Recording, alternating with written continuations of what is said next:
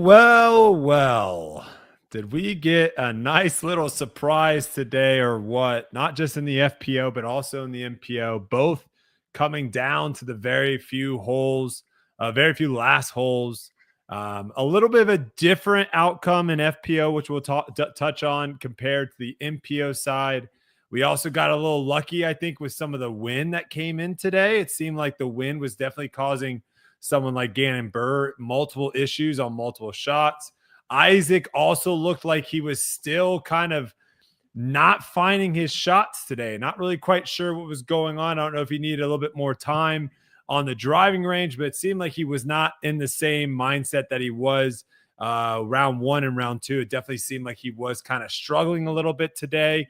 We had a nice push from Anthony Barella, but then that was kind of cut short. And oh my, was that 49.5 the perfect line to make yesterday? That was the line, 49 and a half, over under. Unfortunately, I went with the over, was not correct. But hey, got to give a big shout out to Silva Sarnen winning again, I'm just going to call it winning the European Major. I'm going to call it the European Major. I don't know what we're calling this thing. I was thinking about too, Gary, like, they can't defend this major next year, right? Or is not traditionally, I don't think. There was even extra confusion because they're like, in 2 weeks we're going to be at the World's formerly European Open, like the same course as the European Open. But like the major next year is not going to be called this. It's going to be called something different. I think so. Yeah, do some research. Do some research, because I was thinking about that. I was like, you can't even defend this major. This major is not even going to exist next year. But some impressive stuff from Silva, shooting 6 under the last 8 holes. And then hats off to Calvin, man. I know all of us that were rooting for Calvin, we were all thinking when he misses the putt on 17, we're all thinking it. Oh boy, here we go again. I was thinking, oh, here we go. What do we got? This is next year, 2026. Read this to me like I'm an idiot, Gary. It just says European Major. That's all it says. In Tallinn, Estonia.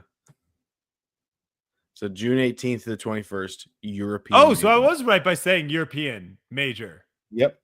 Oh, hey. A blind squirrel finds a nut every once in a while. There you go, European Major. Yep. It says here that the European Disc Golf Festival will host PDGA majors in 2026 and 2028. Almost as if the European Disc Golf Festival is like a brand or a whatever. Like that's the one they are hosting it. So I don't know. It's all confusing.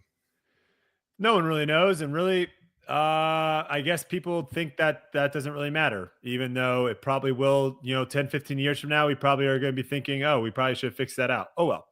Yep. But yeah, I think all of us Calvin fans out there that were rooting for him to get his first one after seeing his miss on 17, we're all thinking, oh my gosh, it's like, don't go OB on 18. Like at least put yourself in a position here. And I think he might have even been thinking that, because he played that very safe, landing about 45 feet left of the basket. And then, wow, what a putt he made on the final hole of the tournament to capture it off, to win the whole thing. You got to see some pretty good reactions. I think they said 4,500 people were on the grounds. I don't know if there were 4,500 people all right there at the end, but there were, I guess, 4,500 people on the grounds, which is a great, great turnout. And we knew that there was going to be a great turnout at this tournament.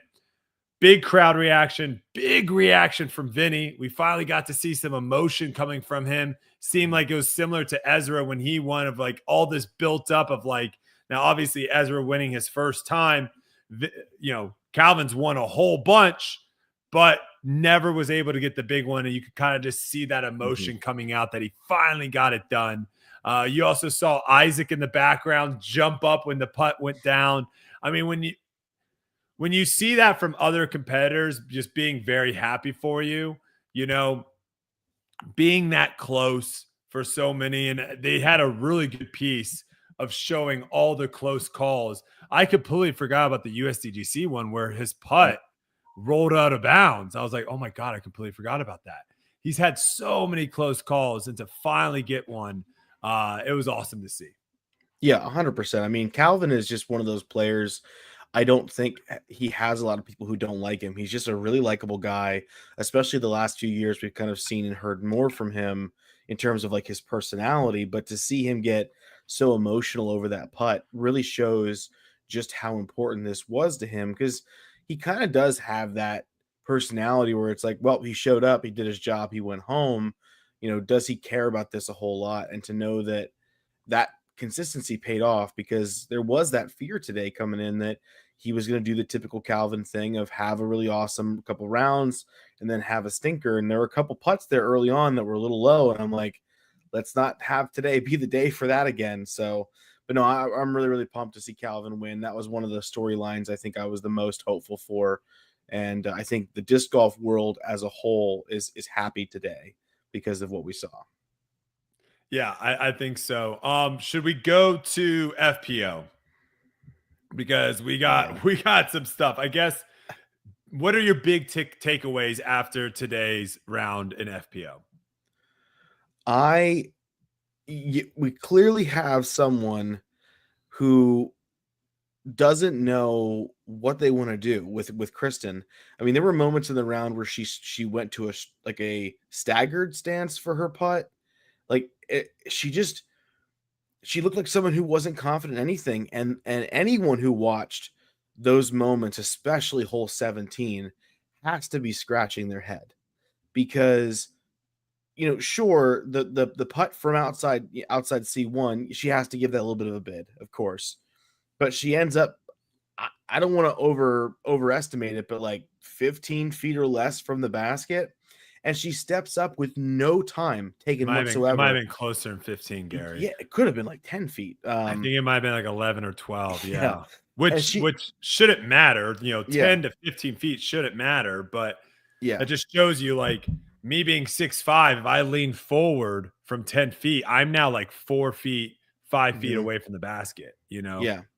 And so she takes no time and just launches this putt that misses. It's an uncharacteristic thing from someone of her caliber.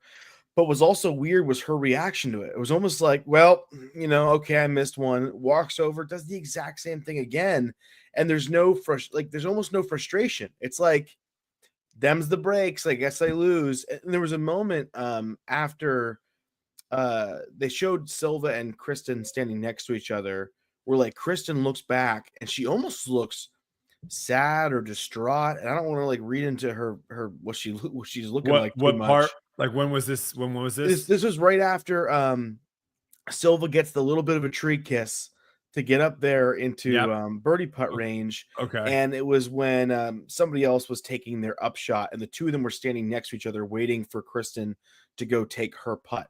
And they were standing there Gotcha. side by side, both in like matching colors.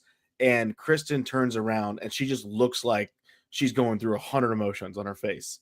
And then she goes over and she does this thing. But I mean, you have to think, from a major competitor at her level, you've got to lock in on that 10, 12-foot putt, because then it's at least one stroke. And Silva has not always been captain clutch all the time and has made mistakes before. So if you're Sure. like the chiefest competitor that Kristen is, it just was so uncharacteristic. And then the problem was, so many people started immediately jumping to her defense, and then a bunch of people were going in the opposite direction. I think when you're a player of Kristen's caliber, the behavior we saw in hole 17 is suspect.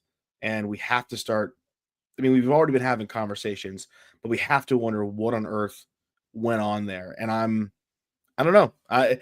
Was it the fact that we were in Estonia and she's basically the queen of Estonia and there's a lot of pressure on her shoulders? To that, I'd say, if you're going to be the best player in the world, you still have to execute a 10-foot putt.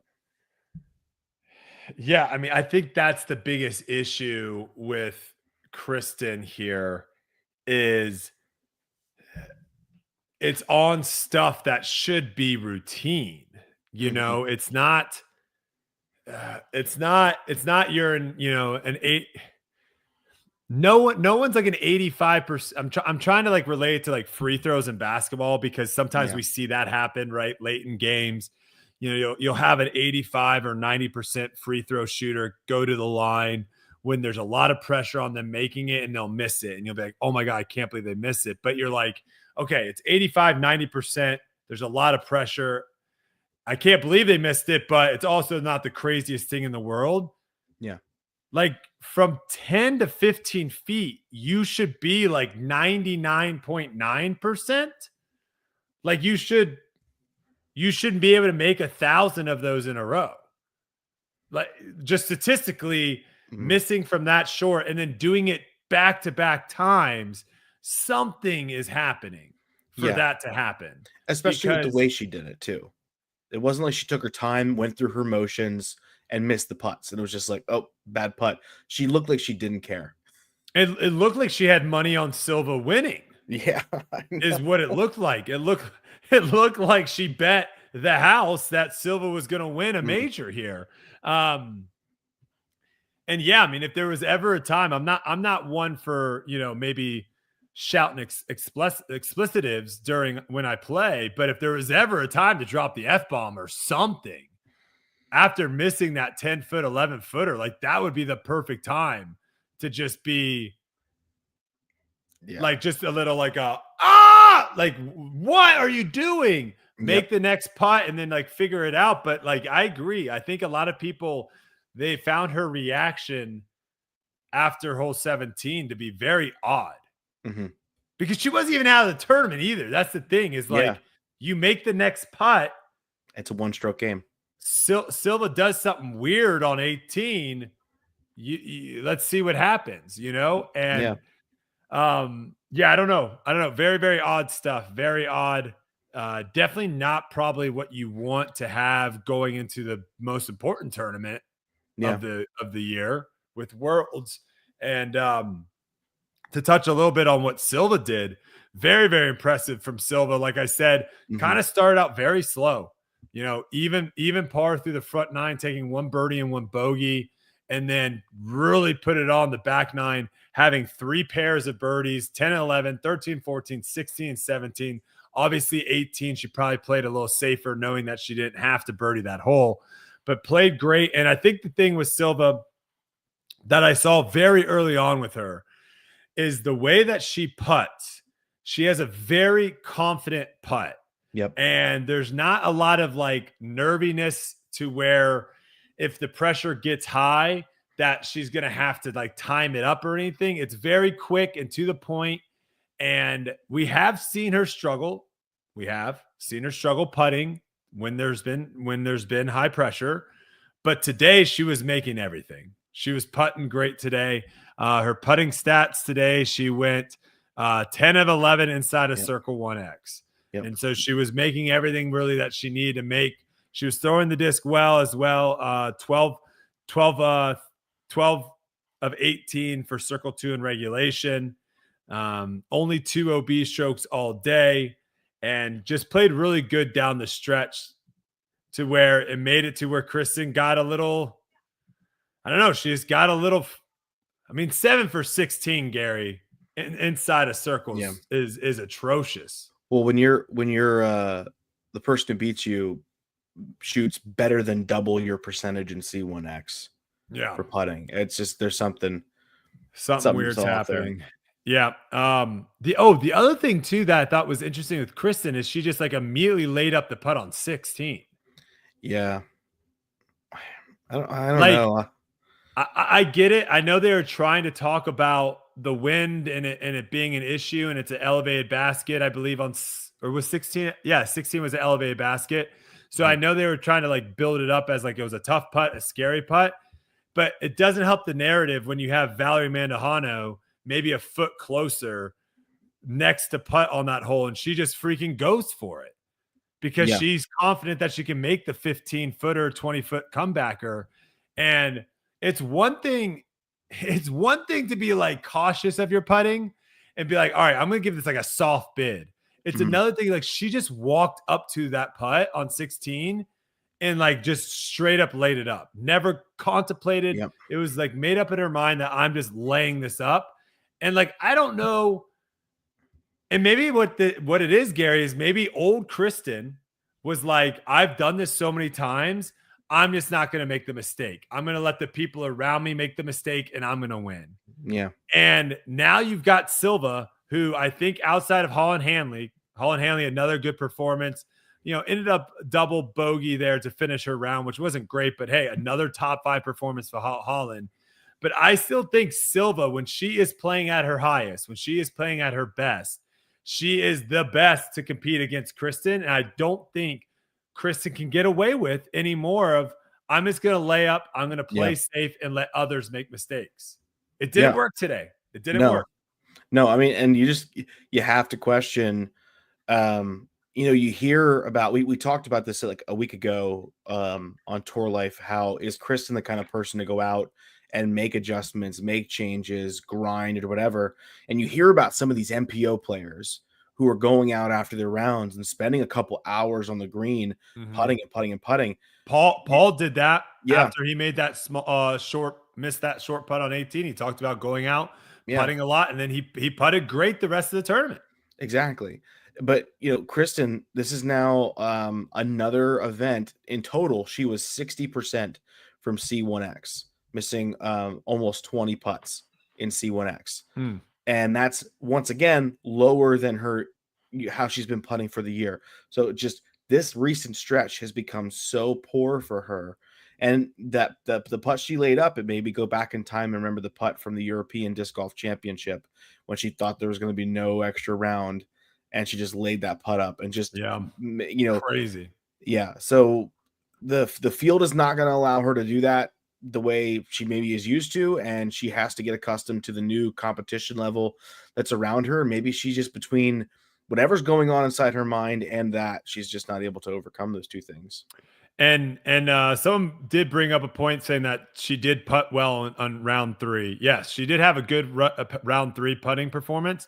But if you look at her overall putting performance for this tournament, it was not good. She missed 5 putts inside of circle 1 and in round 1. She missed 3 putts in round 2, 2 putts in round 3, and then 9 putts in round 4. So obviously round 4, her final round, was definitely her worst, but 5 putts inside a circle is not great. And 3 putts inside a circle really isn't even that good of a day either. So that's just where she is definitely struggling on the putting side of things. I think she threw the disc decent enough. I mean, she did have a decent amount of OBs this week, but no OBs today.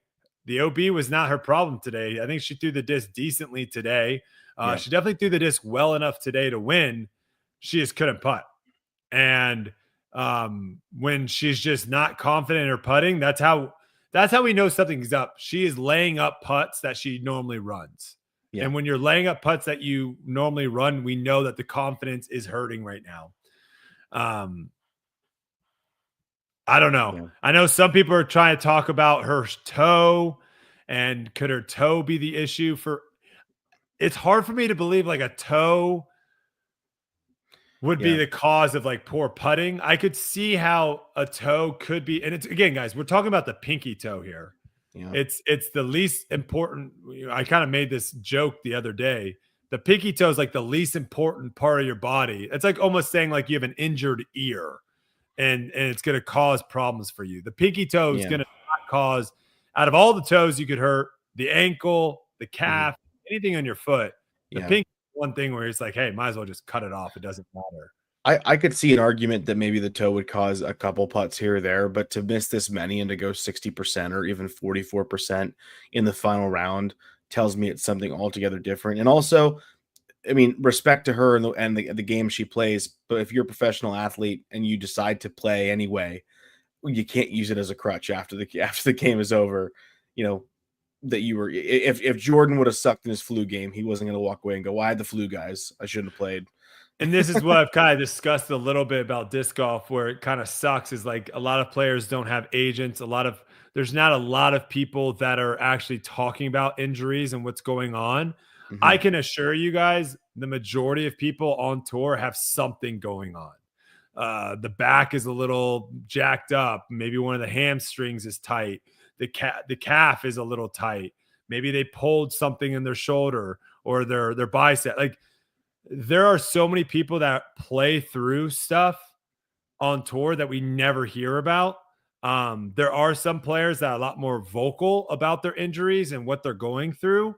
I would say the majority of pros tend to like not let that information out, or if they do let the information out, Gary, they have 1,000 people watching, following Yeah. their Instagram. 100 people saw the post. No one really cares. No one really even knows, right? Where Yeah. with Kristen, she has one of the biggest followings. She's one of the most popular players. If she posts something or says something, everyone's going to know about it. It's going to be talked about. So that's the other thing is like a lot of these people are struggling with stuff. So again, it's tough for me to like put this all on a toe. Yeah. I don't want to do it. Yeah, exactly. I don't think she wants to do that either. I think she's the competitor that wants to believe that she can still win and play well even when she's not 100%. And so, you know, blaming it all on a toes, it's a tough look. Yeah. Tough look. Let's see here. All you do is complain about your back. Yeah, Chris, my back is jacked up. Yeah. I wish my back didn't hurt as much as it did. That's why, that's why I'm a cart guy. Yeah. Cart And, guy saves your back. Yep. And the big difference is Birdie isn't playing in events, and then every time he doesn't play well in the event, go, well, my back, guys, my back. That he's choosing to rest. Like that's different. I go back to if Kristen would have taken some time off there. I also threw my back out too. I don't know if this guy's talking about that. I literally threw my back out and couldn't walk for like 2 weeks. So it is what it is. Yeah. But yes, Gary, I'm with you like that. It's kind of like the person that like goes to take a test and then does poorly and goes, well, I didn't study. It's like, all right, well, who cares? Who gives a rip? What the heck?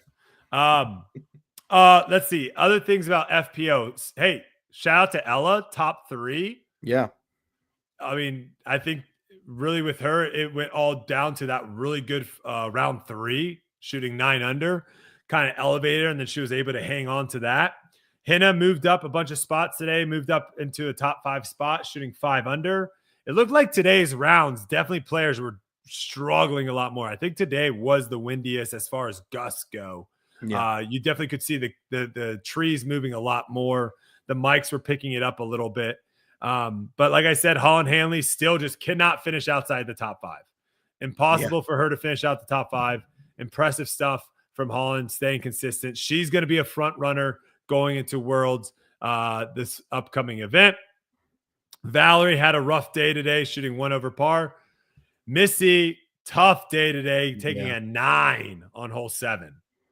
Tough one. Yeah. But still finishing in the top 10. Evelina, very quiet performance from Evelina. I'm very surprised to see her this far down. What about you, Gary?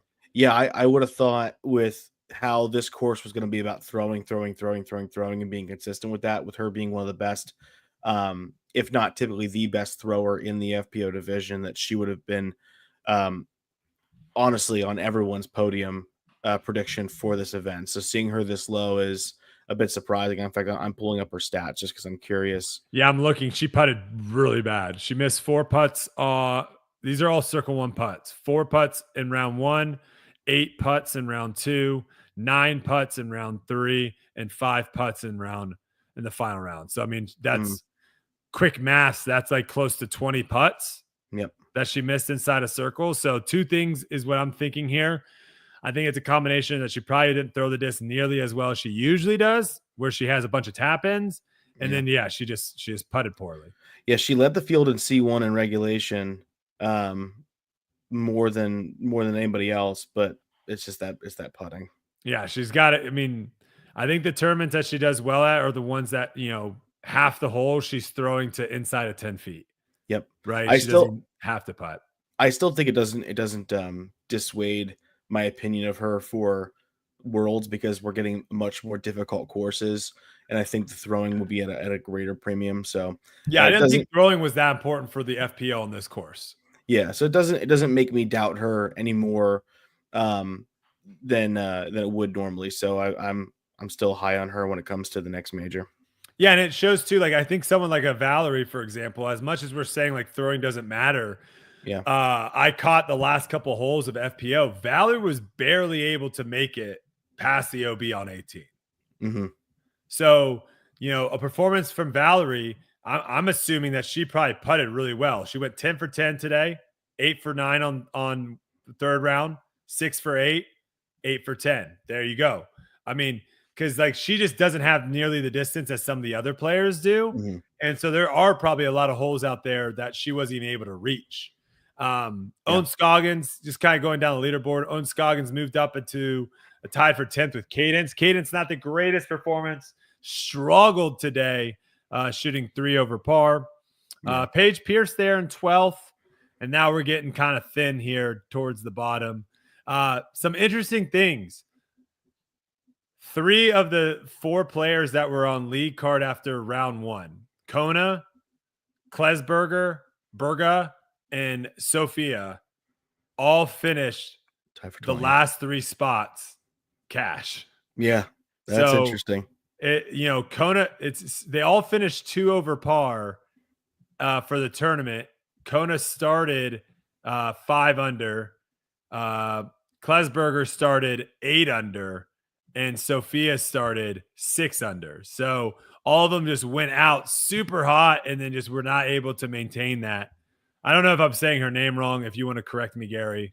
It's got an extra fun pronunciation. Klesberga? It's something like that. I'm not 100% sure. How I'm looking at it is Klesberga.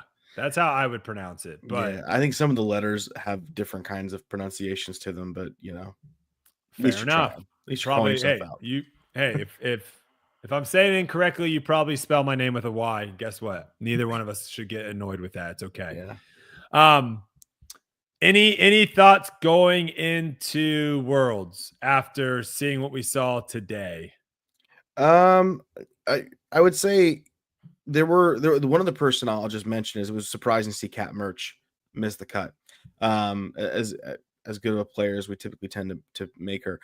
For me, I don't know that a lot of what I saw this weekend changes a lot of how I feel about the Worlds, because I already went into the 2 majors here doubting Kristen, and that hasn't changed for me.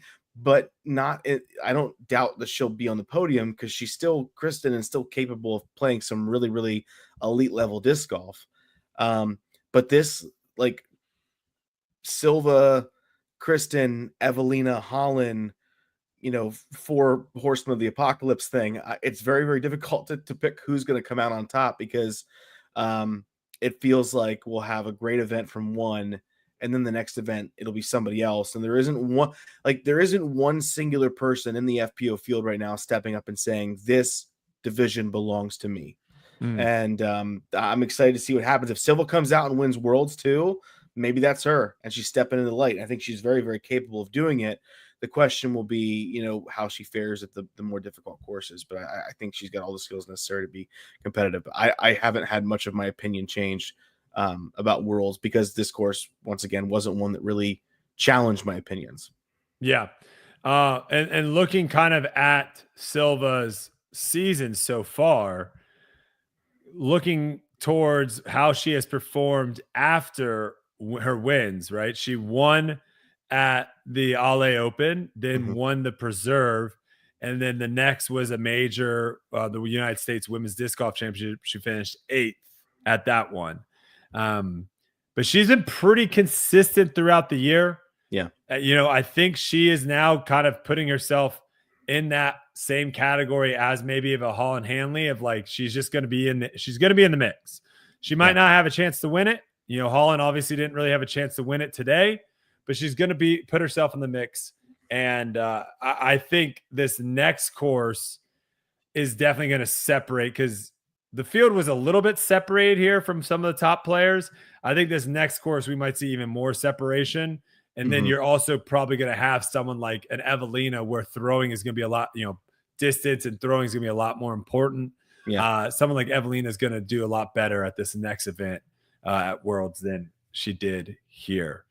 All right, let's talk MPO. So coming into this final round, we were kind of discussing who we thought had a chance to win this thing. And I think we were pretty much close on the 8 ball. The only person that really kind of fell short quickly to where we're like, oh, they're out of it is Nicklaus, Yeah. right? Nicklaus went on a stretch where he was 1 under par from hole 5 to hole 12. Mhm. And on a course like this, you just can't do that. That's gonna shoot you in the foot. You're done, right? So we knew that was pretty much out of contention. And then from there, though, AB was putting up a really impressive round. He was 8 Yeah. under through the first 10. He was in the mix. Then we had Paul playing pretty solid as well. He took 1 bogey on the front 9. Other than that, 2 pars and the rest birdies. Isaac was the one where we were like, what's going on? Can he figure it out? He had that double on 7, which Mhm. was like the double of 7. Let's talk about that real quick with Isaac. Yeah. My first reaction to that was those were the 2 laziest shots I saw him take the entire event, because the first one was just short and kind of sawed off, but that second one where all he had to do is, put it under the basket was such a lazy, like, Probably from like I'm 200 feet. Yeah, I'm so frustrated about this, and just it skies it and puts himself in a bad position to have to make a putt. And I think that shot was a 2-stroke mistake. So that, to me, it's one thing. I think it's totally fine if he comes away from the hole with a bogey. He can manage that. It's doable. But to come out of it with a double bogey, and now he's probably really frustrated with himself for making a silly shot. And then what does he do the very next hole? Gets a bogey. So I wonder how much the mental from hole 7 led into the mental in hole 8. Yeah, and I think the thing with Isaac that I saw this round and really last round is something was going on, either timing, release. There was something happening where he just did not feel confident on his lines. He just was not confident on his lines. And what that ended up happening is we saw multiple OB shots. He took he had 2 OBs today, 1 on the 7 and then obviously on 8 back to back. There was also multiple times where he was very close to going OB, but narrowly staying in bounds. And then, if it wasn't for his putting, he putted really well. Like he went 9 for 11 and 1 for 2 on C2, but he had a lot of it. I actually think those stats are probably wrong. I think he made a lot more closer to that circle's edge or just outside a circle than 1 that it's showing here in the statistics. It seemed like he had a lot of big putts and he was just making them. And that's what really was keeping him in it, because his throwing today, for whatever reason, and this is where it's like it's tough to just look at the stats without watching, because you could look at stats and be like, he was 14 of 18 inside of circle 2 in regulation. Like he threw really well. What are you talking about, bro? You're an idiot. And it's like, well, if you didn't watch, then you're not seeing that he's messing up some easier shots, or shots that Gannon and Paul and Calvin are throwing to 5-10 feet. He's throwing to 25, 30 feet. And over time, those add up, especially with swirly winds. And he was putting the disc well. He was. Yeah. But it was just that 2-hole stretch, 7 and 8, that really ultimately bit him in the butt, because he finds himself back by 3 shots. He goes par in that little stretch right there. He's tied for the lead. We're going into playoffs with Calvin, right?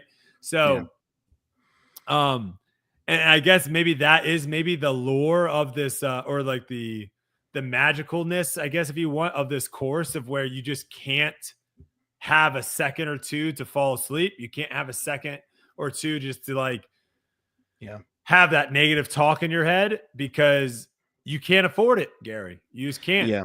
I think on that same kind of comment, that's also one of the weaknesses of this type of course, is that there are moments early on you can say this person's out of it. And there aren't stretches of the course where such large mistakes can be made, especially if you look at the back 9 on this course that gets blitzed by the top players in the field. Yeah. Aside from maybe hole 17 with the tunnel there, that there just aren't any places where players can do something aggressive to try to make scores back, or any places where massive big numbers can be taken and big score separation can happen. So it's exciting going into the round with 4 or 5 people who are in contention, but you can very quickly halfway through the round have sort of the air come out of the sails. I mean, imagine if Gannon or Calvin would have had a really rough start too, and now you've got one guy in the lead by 3 strokes, and he just cruises his way to a victory, and you've got kind of a lame final round on your hands. So I think, yeah, that's my particular opinion here. I thought for sure after seeing Isaac's tee shot on hole 3 that he was locked in for the day, because that's a very hard backhand to execute off the tee. And I'm like, here we go. But with 7 and 8, and then on 11 when he just left his backhand turnover too high and hit the branch, it just felt like 2% of his game was just off today. This tournament too, watching, I think, emphasizes how important having a forehand and backhand is. Yeah. Because he is able to execute some of these shots at a very high level and high frequency. Like consistently, he's able to execute these backhand shots. But in the long game, and maybe this is one of the reasons why we're not really seeing him. A lot of people are saying like, oh, it's a major, Isaac's going to be in it. But then why is he not like winning other tournaments and getting close? It might be one of those things of where overall long kind of take a step back and look at the entire picture, having both a backhand and a forehand, you're going to be able to throw shots that have a higher, hey, if I mess up a little bit, I still have a birdie putt. Yep. Where what we saw today with some of his backhand shots was if he messes up at all, he has no birdie putt. Mm-hmm. And I think 11 is the perfect example there. I think a forehand on that second shot at 11 is vastly more easy to execute and to perfect or to throw decently well than that backhand that he's having to hug the left side. He's having to hug the high ceiling. And I think we just saw that today of where there is a difference between someone that has a forehand and a backhand and someone that just has a backhand.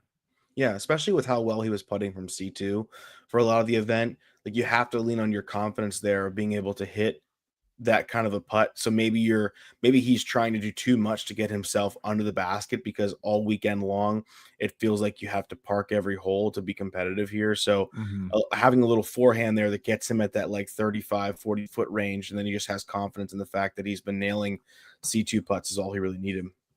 Oh, Yules, man of the hour. Great round by Yuli today. Let's go. Oh, disappears. He was 2. Yep. European internet. Gosh. Shout out to that. He said I made my appearance. Man. Peasants. See you later. later. People in the chat got excited about it, so he left.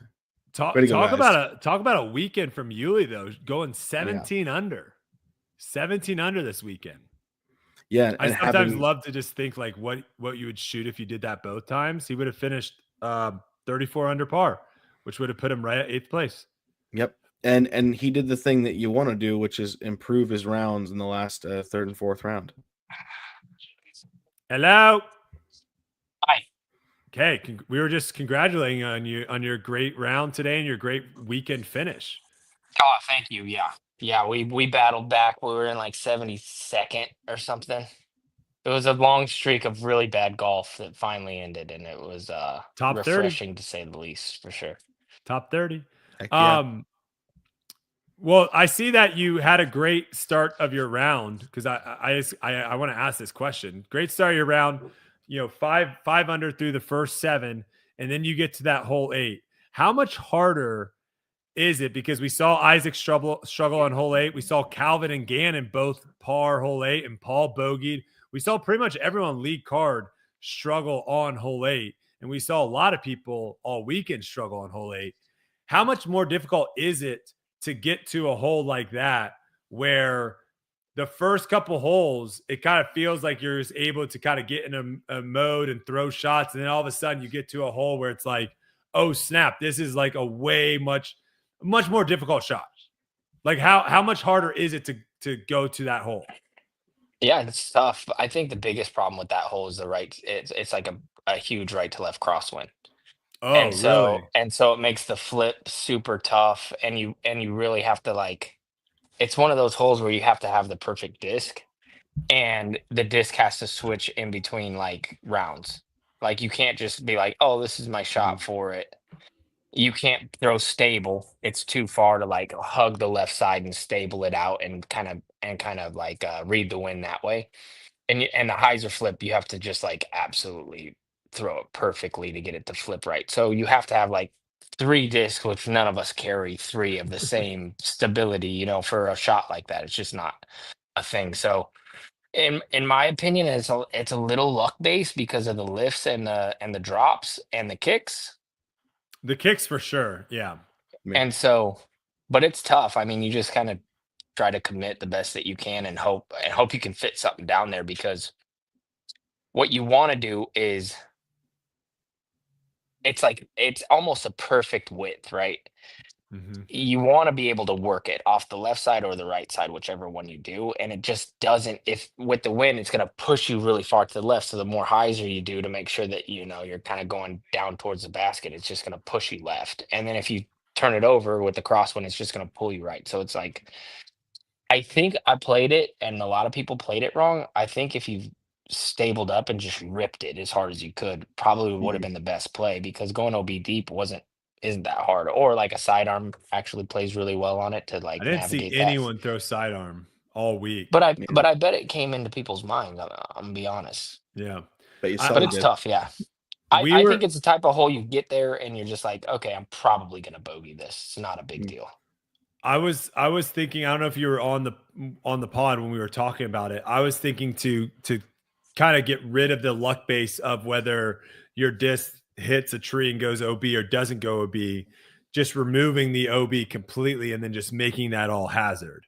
So that way, if you don't, if you get through the gap, good job. If you don't get through the gap, you're punished. Where we saw a lot of people sometimes get more punished than others for throwing the same bad shot. So check this out. I was talking to somebody about this, and I think a great design for that hole would be where the Mando starts and make it a little bit farther, like two trees farther, and then make Okay. everything before it out of bounds, and then everything after it is just safe. So if you hit the gap and then you hit something randomly and you kick left or you kick right, like you just play it from there and then you move on. That way, like because like I said, the flip is so random once you get past that point. At what distance are you wanting that Mando to be? What would that distance be off the tee? A little less than half. Okay. Mm. So pushing probably close to 200 feet or so. Yep. Okay. Yeah, I like that. So if you aren't able to get through 200 feet of the tunnel, you're punished. But if you're able to get through the 200 feet and something weird happens at the end of your flight, you might not have a birdie look, but at least you're not getting a stroke. Yep. And you're not getting the same score as someone that hits a Exactly. tree Yeah, 150 cured it. feet early. I like that. 100%. 100%. Yeah, I think that would be a good change. That would also be it's also that thought too of where I think when you start putting these, I think hole 18, for example, would have played much harder if all where OB was a lake. I think that hole plays much harder because mentally, us as players, we want to not throw it in the water. We're scared of the water. We want to stay away from the water. And when you're seeing it's a bunch of grass and yeah, there is OB and we know all that it is OB, it is different. It is Yeah. different visually. And I think same thing there is having that having that thought of like anything that's short is OB. I think you're going to see a lot of people tighten up and throw worse shots on 8 because of that. Yeah. I like that. I like Mhm. that idea. So we were just talking Yuli a little bit. Do you have anything to say about FPO, Yuli? Because we kind of wrapped up already on FPO, but any I didn't thoughts see a on lot of coverage because I was playing. yeah. But Did you I hear while I you was heard about what happened? I pulled up literally at the time that Kristen three putted 17, I believe. Mm-hmm. And that's, obviously that's what decided the tournament pretty Yeah. much right Yeah. there. And I was just kind of mind blown. But yeah, I mean, I want to go rewatch it and see like how it all played out because I left from watching it at the house and she was up like 6 or something. Yeah, she had After a 9. couple. She had a couple like really interesting like layups. I think she laid up also on. I want to say it was it 12? Might have been 12 as well. that she had like a decently makeable circle two putt that she just didn't even try to make, just like laying it up. And so I think she was definitely struggling with the putting, and something that me and Gary were talking about a little bit, Yuli, was she might be in this weird spot of where if you go back and watch a lot of the tournaments she won, and you kind of just this was kind of your MO for a while, like she can't win from behind. She just wins when she's leading. And a lot of times the reason why she was winning when she was leading was she just didn't make mistakes. She said that I'm not going to be the one to lose this, and everyone else trying to chase her down and catch her, they would all blow up. So like, she didn't have to try to make circle two putts. She didn't have to do any of this stuff. And I think we saw a little bit of that today, mixed in obviously with her struggling with the putt. It is clear that she is not confident and is struggling with the putt. But we also saw some of that like playing safe, saying, hey, you guys mess up around me. And Silva, I don't think Silva plays that game, Yuli.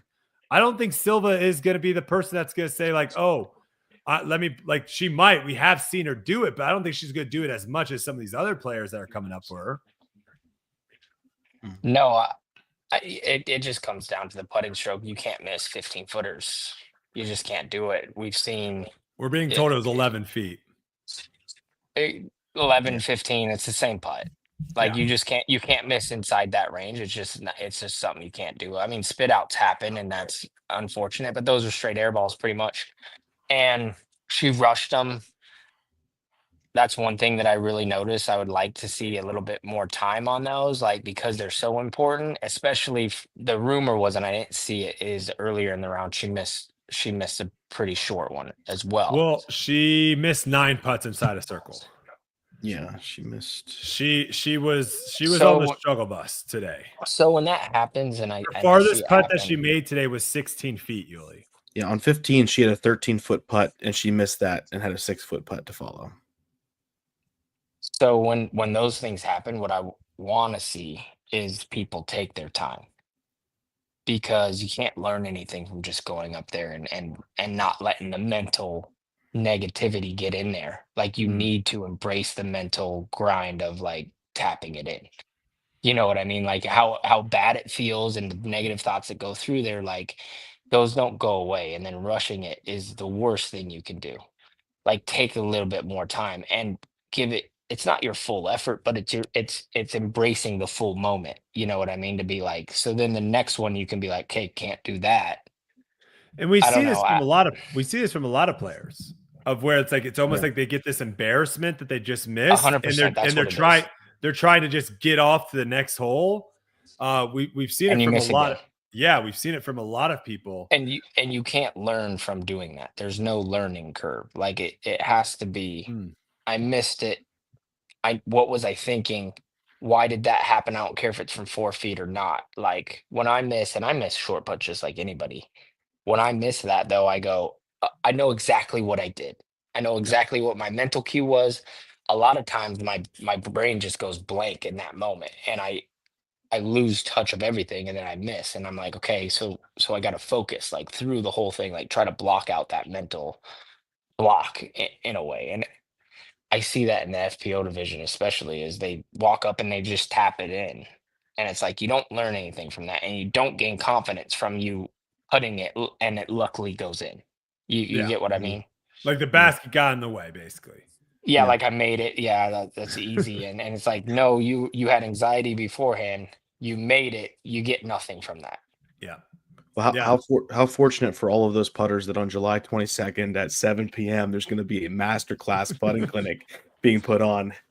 You know, Nokia. it's funny. I really think I wish more people would come like that. I Mhm. wish that I wish that it wasn't like there's a, I don't know, there's like a, I feel like there's like an underlying like embarrassment with the whole thing to where like, I'm too good for that thing. But Oh, for listen, sure. I'm a good teacher, and Yeah. if you come to that, you will learn something, because I'll put in the maximum effort, and I know these things. You know, I work with like one of the greatest psychologists of all time that has ever been, and that's like valuable. You know what I Yeah. mean? And I've been through it. I've had the yips. if you've followed my career at all, you can see that I've had 70 different styles of putting, Yeah. like all kinds of different things. So I wish more people would kind of key in on that, but it is what it is. I hope we get a nice turnout, which I'm sure we will. How often do people come up to you and ask for tips with putting? Like on the putting green in tournaments, or maybe on the driving range, or maybe during a practice round? Is that happening often from people? Yeah, I think so, for sure. No, I Okay. definitely and I actually kind of find people out too, people who are struggling. I'll go up to them and be like, "Hey, let's work together." Like, so it happens more often than you would think. Yeah. No, that's good. I mean, it's just in a sport that is very lonely, right? You're by yourself a lot of times. You're playing long practice rounds a lot of times. The off season, a lot of times you're out there playing your local courses by yourself. In a sport that is very, very lonely, I think it's sometimes easier to just kind of, when you're having a tough time with something, like dig yourself a hole and just be by yourself in the hole. But if you're Mhm. able to go out and find others that can pick you up and help you, you're going to get out of that hole much, much faster. You're going to break through it. And it's so much easier to do it in other team sports where you have teammates, you have coaches, you have those people already put in For sure. place. Where here it's who is Kristen? Like Kristen should be going to someone before Worlds to be like, I need help figuring my putt out. For sure. For And sure. who is she going to? Yeah. Especially to be able to add, you may be really good at something and that's great, but to go and see what somebody else is really good at, there's always value because it may add an extra tool to your belt. Like you may be a great C1X putter, you may be a great C2 putter, but maybe you struggle in certain mental situations. And by talking to somebody who's been doing it for a long time, you learn that little extra trick or tip or something, and then they benefit from you as well. I mean, it's like you're right, Brody. You shouldn't be out there on your own, and I think more pros should seek that help when they need it. Anything else for FPO? No, Silva though. Worlds is going to Absolute be dog. Worlds is going to be interesting. Worlds is going to be interesting. All right. MPO side, we were kind of getting through MPO storylines here.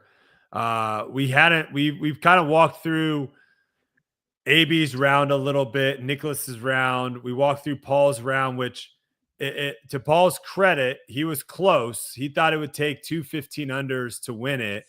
He ended up shooting 16 and 12, which is two off of what he thought would win it. He actually would have had to shoot 16, and then today he would have had to shoot another. He would have had to go 16-16 to tie. So he was close, saying that he thought 2 15 unders would win it for him. And Yuli, you're spot on. Dead You on. went under 49 and a half. Yeah, I said 49 on a dot.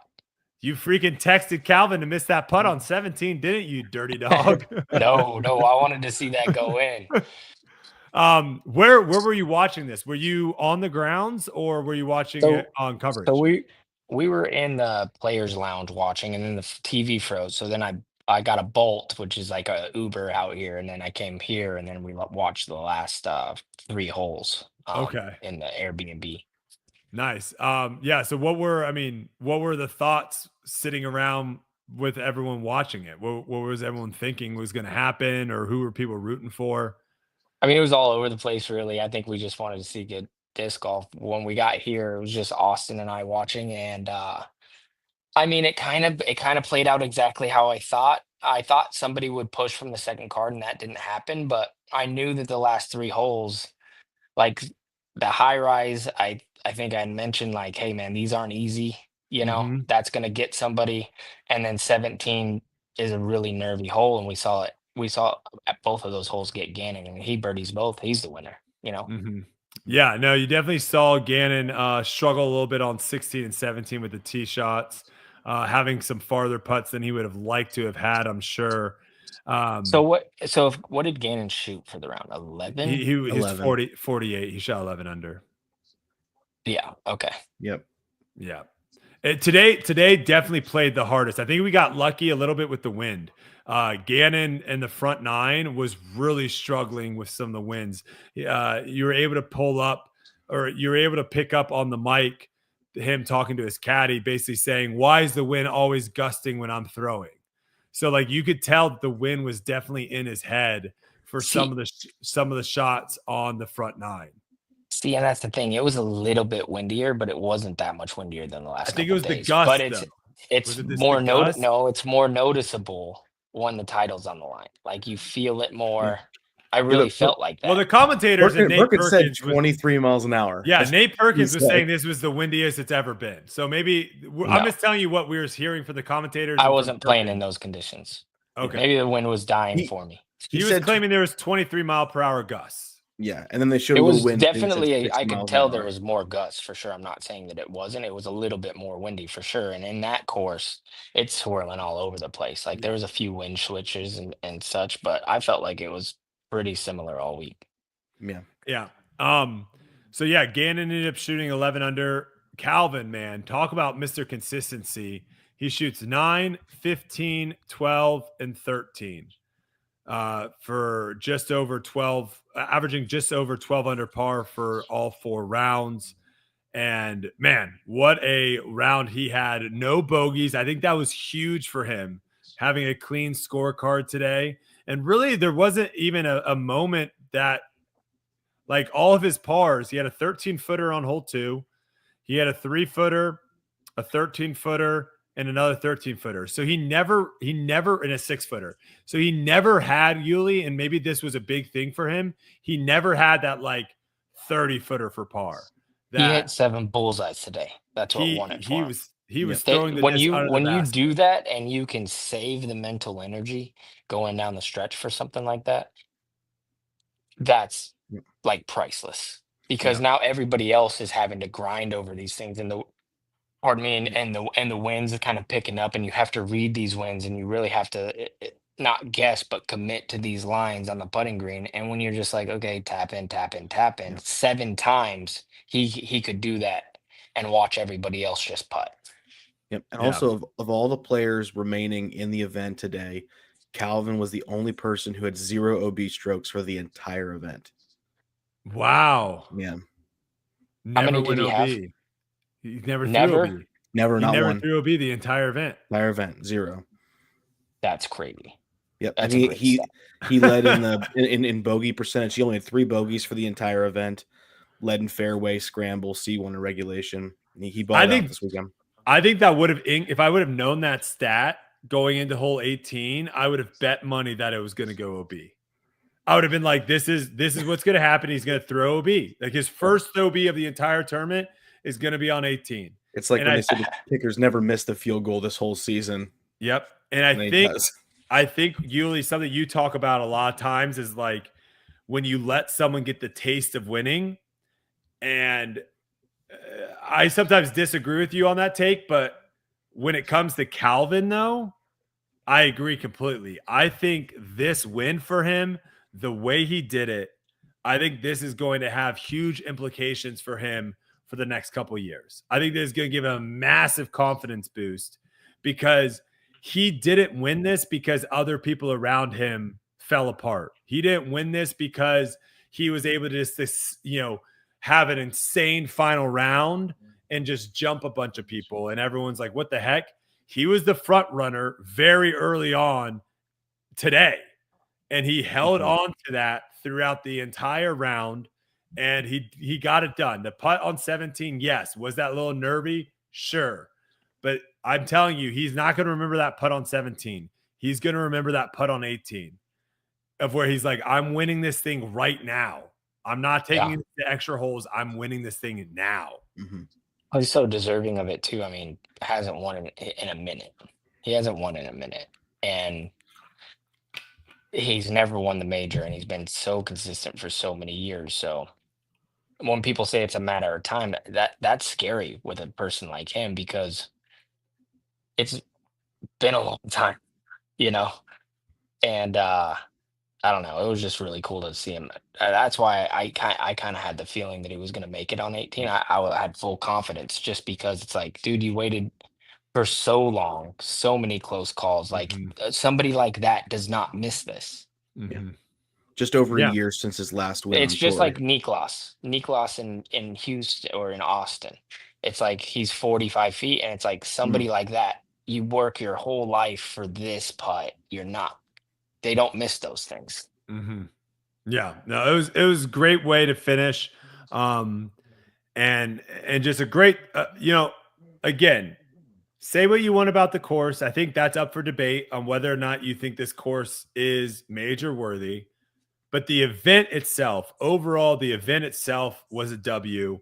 I thought the way that they did the ceremonies at the end was awesome. I thought it was funny. Gannon didn't know how to open his champagne, and Calvin had to help him.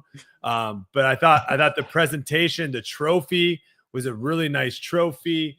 I thought all this was awesome. Now, how does again tradition, history, prestige, all these things matter a lot. The reason why USDGC means a whole lot, Yuli, is because it's been at that course. It's at Yeah. that course. You know what's coming down the stretch. Hole 17 is right there waiting for you. Now, eventually, there is a chance that it's going to leave that course, which is going to be a sad day. But history, tradition, all that stuff really leads in and builds up majors. And I love this trophy. I would love this to be like a standard thing. What are your thoughts now going forward with this venue holding more majors in the future? Well, I guess the first thing I would say is when you got a whole country backing it, that means there's probably land somewhere to use. Whether it's it's not like it's like a club, and they're like, Yeah. okay, this is our area. Like the whole country kind of got involved with this, and some. I mean, the volunteers were great. Everything was spectacular, like very professional, down to very very small details. Which, at the end of the day, was the coverage as good as it could have possibly been? No, but we can work on that. We can make that better over the next few years before they get another one. But I think I think they can make it better. I think they can make it better, and if they can, and I'm sure they will, listening to um, people talk about it. At the end of the day, it comes down to the last hole, which is what they wanted, and it came down to a 45 footer, which I don't think anybody expected except for me. And then Well, he knocks it down, and like if you had to guess yesterday, somebody's got to make a 45 footer on 18. We're talking about the hole that played the easiest the last oh, two yeah, days. yeah, yeah. I wasn't You I get what I wasn't mean? And thinking it was so, gonna come down to that. I did think it was gonna come down to like the last couple holes. I didn't think anyone was gonna I don't think this course was a course that someone was gonna run away with. It would have been hard to. right. But my point being, the narrative was written, and it was a well documented story towards the end, and it was exciting. I mean, Yeah. he misses the short putt there. Gannon misses the short putt on 16. 17, Gannon has a putt, looks pretty good low. Calvin misses it. I mean, it had all the tools to be in a great watch at the end. Uh, and then of course, I I love that Calvin had to earn it. And so Mhm. those things, I mean, if you can just figure out how to, I think they need to lengthen it a little bit. I think the landing zones are really good for a shorter thrower. If you can figure out how to push it just 50 feet farther and have those kind of kinks in the fairway, like a good example is the one with the two green poles you had to throw through, how everybody's getting to circle one on the FPO card, right? That Mhm. hole's so easy. If that gets lengthened a good 100 feet, now that mandatory on the left, that's problemsome. They're just flying by that thing. But if you lengthen it now, when your disc is finishing, it wants to finish left, and it's bringing that kind of into play. If those kind of lengths are on every hole, I think it changes big time with this course. And I think too, the other thing to look at, I hate looking at course stats just because it takes into account the entire field, Yuli. And I still don't think we have a entire field. Like I just don't think we're deep enough yet. We're getting closer, but we're not deep enough yet. But we don't have any way of just like seeing how the top 50 or top 60 players played on a hole. So I'm Yeah. just going to use them for what we have. I think something that we've discussed is like hole two. They had a short pin at 279 feet that people played round 1 and round 2, and then they had a long pin on round 3 at 312. They only moved that pin back just over 33 feet. That's all. And it was kind of tucked a little bit more down the hill, right? Round 1, that hole plays just under half a stroke under par on average. Round 2, that hole plays 0.36 under par on average. And now when they moved it back 33 feet, it played 0.12 under par. And in the final round, it only played 0.1 under par. Okay. That is a vast change in scoring across the board for just that minor thing. And so when we talk about this course changing in the future, I'm not saying like drop a bomb on it and blow it up, right? It's just certain things like that, Yuli, Little things, yes. That hole almost, when you make a hole so easy, it almost means like the hole doesn't exist. That's the way I view it. That's hole 3. Hole 2 is fine. It's a No, little that's hole. fluky No, I'm talking about hole 2. No, I know.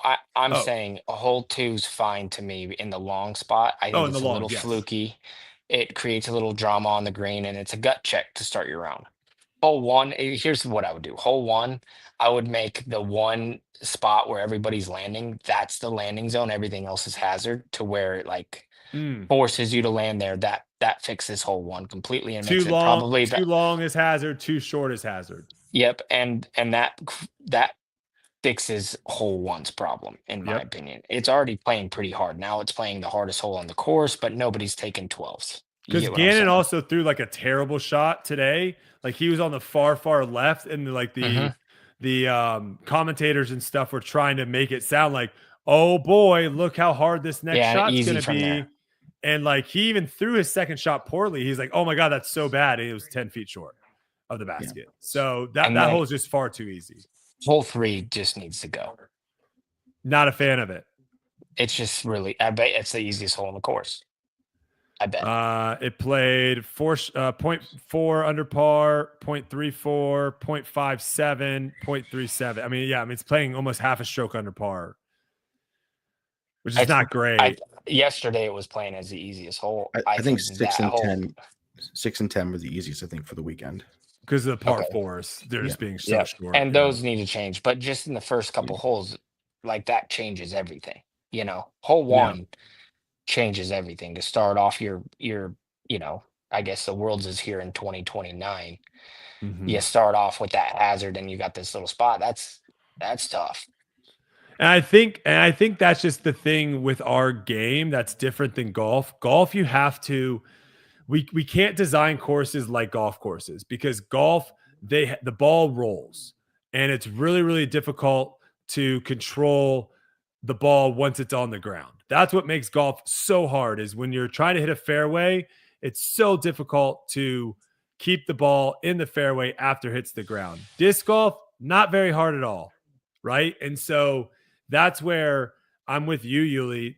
The change that we need to make, a lot of these times we make these fairways similar to golf fairways, where it's just like long, right?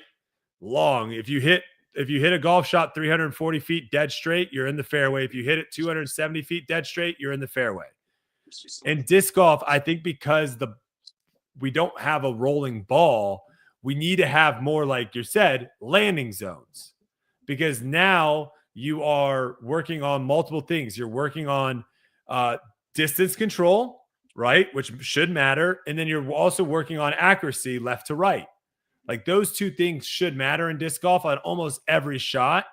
And a lot of times we go and we play courses where only one of those two things matter. Accuracy matters or distance matters. It's very hard to play a course that requires both of those things to matter. And when you do, a lot of times we see a hole that people really like. Yeah. And that's what I think that's what we're just, it's just a change. And it's more of the openness, because when you get into the woods, you can really start messing around with the trees and all that stuff. But it's more when you're in the open, how do you make those holes challenging? All right. So we'll see. I mean, I think the event, there's a lot of stuff that can be learned and hopefully is learned from tournament directors and the Disc Golf Pro Tour that was, I'm sure, involved since DGN's in there. I think the way they ran this event, I think a lot of things can be taken and hopefully implemented at other events. I think we're also about to see some crazy stuff go down at Worlds. And so I would love to see that transfer over into maybe some of the US events as well. Because, watching it, that whole 18 with all those people in the stands and on the ground and everything, it was a great finishing. It was a great finishing moment. They did a great job. I think all around was a great job. And there's not when get back to the Airbnb and I'm looking for a disc golf course. There's nothing close. Nothing. There's just like no. Interesting. No. Wait, there's just no disc golf courses in the area? Not that I saw. And so What? with that being said, like they did a fantastic job to host a major championship. There's a lot of people. Everybody that I talked to was enjoying themselves. There was activities. As soon as you got in, there's activities to do everywhere. Little games where you're trying to putt in a thing to win this. Like, it was awesome. There's food trucks everywhere. Did you go to the petting zoo? Professional. I didn't, but I did see it, and it was sweet. There's a petting zoo. The VIP tent, right? Looking over 18, people can go there and sit and watch disc golf all day. Thought that was fantastic all around. I give it 2 thumbs up. I would like to see them learn from it and make it a little tougher. That's it. Yeah. And again, I don't think it'd be that hard to go in there and adjust some of these holes to make it a little bit more challenging. But with that being, go ahead. I was going to say one funny thing is yesterday I walked up to a couple of the staff and the first guy, I was like, "Hey man, we need a high rise on the putting green. There's no high rise bucket for us to practice on, and we have a couple of them." And he's like, "Yeah, maybe next year." And I'm like, "No, just grab a table and you can just put it over there. It won't take that long." He's like, "I'll tell you what, if you make the cut, we'll put one there." And I'm like, "All right." And so I got up this morning, go over to the putting green, and they had it on the table, and it said a Ulibarri special around it. Like, the picture's great. Yeah. Were you the only one putting on it? Were there other people practicing? No, everyone was practicing. I got there. Yeah, of course. Yeah, it's a high rise. You need it. That's awesome. Yeah, I mean, I think the staff did an incredible job. I think all the people on the grounds did a great job. I think even like really at the end of the day, I think the commentary crew, say what you want. Everyone's going to be negative about commentary. No one's going to always be in agreement. But I think the commentary crew, there it is, the Ulibarri special. I think the commentary crew did a great job. I think they did a good job of going to Perkins a lot more than normal, which is awesome. I still think the person on the ground should be calling almost every shot that they can see and are there to call.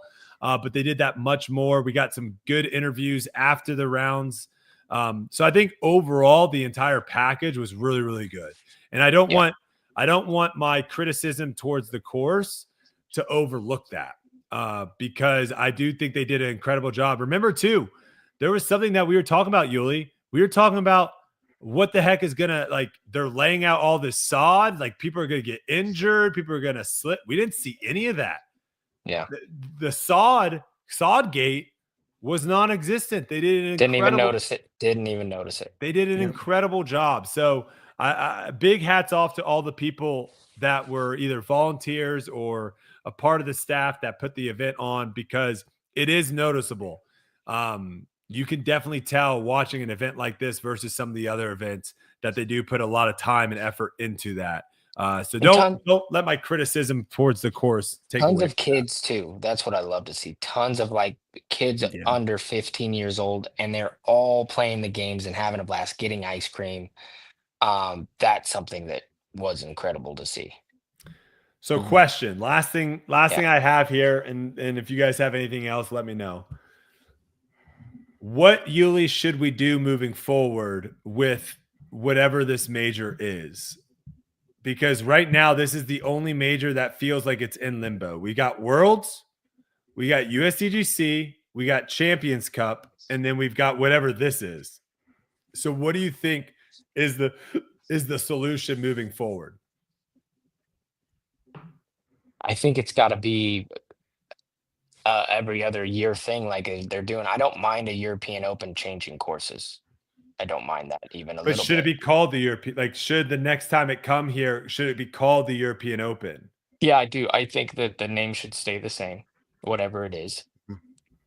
And I think it should yeah, move around every other year, and that's fine. Like, as long as they yeah, yeah. I think that they proved that they can host something, and I would rather a course like this ran this professional personally than going to a better course and I me not seeing people and me not seeing the kids running around and I having agree ice with cream and playing when they come in, because imagine being 10 years old going to a place and all you're doing is watching disc golf. You have no clue. You have no I agree clue. with that completely. And that's what a kid will fall in love with, is he went over and he's putting into the thing and he wins something. You remember that and you're like, Mhm. oh, and then I got ice cream after. Like, that day with my dad was like one of my favorite memories ever. See, that's something that we need to create. Yeah, It's I like think going what to a ball game and getting an ice cream with grandpa, and a hot Mm. dog. Like, you don't yeah, you get a ball, you don't remember the game. Probably have no idea who wins the game. It's the experience that we need to focus on. I think we all can agree on that too, because a course like Eagles Crossing that we've brought up quite a bit. If you go out there and have Champions Cup or USDGC held at Eagles Crossing, the environment there. Now, granted, I'm sure they would probably do a good job of making the spectators that were on the grounds have stuff to do, like you're talking about, and have like memories to be made like that. You're just But you're not going to getting get people there. You're not getting 4,000 Yeah. people there. You're not getting them there because here, yeah, like, it's a small country. Like, it's not far to get to. Like, 20 minutes away is a long, long distance. You Did know you what I hear mean? too So that they have like rally going on this weekend too? they had what? I think it's called rally. I'm assuming rally cars is what I'm assuming. Rally. I saw someone saying that rally Yeah. was going on, and that's like really big in Estonia. So someone was basically saying like not a lot of people are going to be there today because rally is going on. The interesting. World Rally Yep, Championship. World So Championship. imagine if that I heard wasn't that going on as well. the world Darts. no, beer pong was here Oh. this weekend. Well, I A don't know couple if that's disc golfers went and played. I don't know if that's really Yeah. pulling the same numbers as the World Rally Championship. I don't know. That sounds pretty fun, man. But I'm just saying we got 4,000 plus people out to the tournament today, Mhm. and that's also 4,700, I heard. 4,700. That's also with another huge event going on in that country. That's big. I think you could probably hit close to 6,000. Next year, let's say, if it comes back. I think this thing continues to grow and grow, and I'm with you on that. I'm with you on let's build on it. Let's keep it going. And I'm definitely in on this way more than some random course in the middle of nowhere that's going to have 300 people show up. And they said that a lot. Sorry, go ahead. Oh, go ahead. No, they said that a lot of the holes have areas where they can put different pin positions. So if they take a look at the little nuanced changes, like on hole 2, where moving it, even a short distance affected how the hole scored out. I think if they really lean into that, and the group here seems like the kind that are willing to do that, they could probably take this property and bend it into something even better. I think it. Yeah, I agree. Now, I don't know how you do the sunlight situation, because that was hard to watch, Yuli. I don't know how you fix that, but what were you gonna say? I forgot. No. Yeah. Gone in the wind, in the depths of the brain.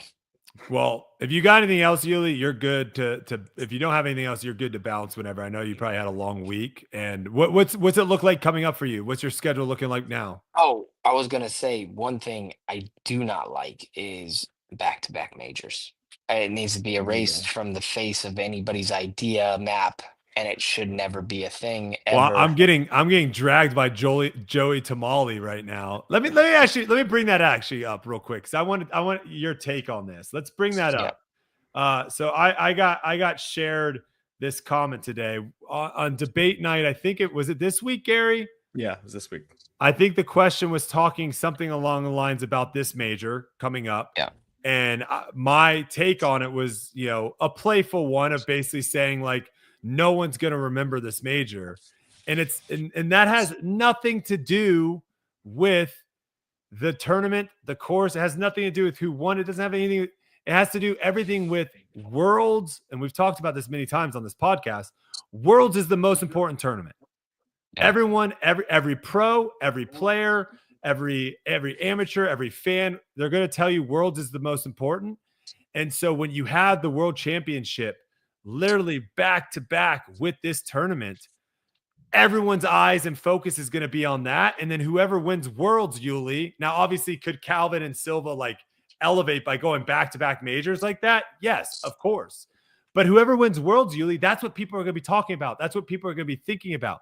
I mean, heck, think about how, and the point was just kind of like society is so short-sighted and so quick. Like, what have you done for me lately?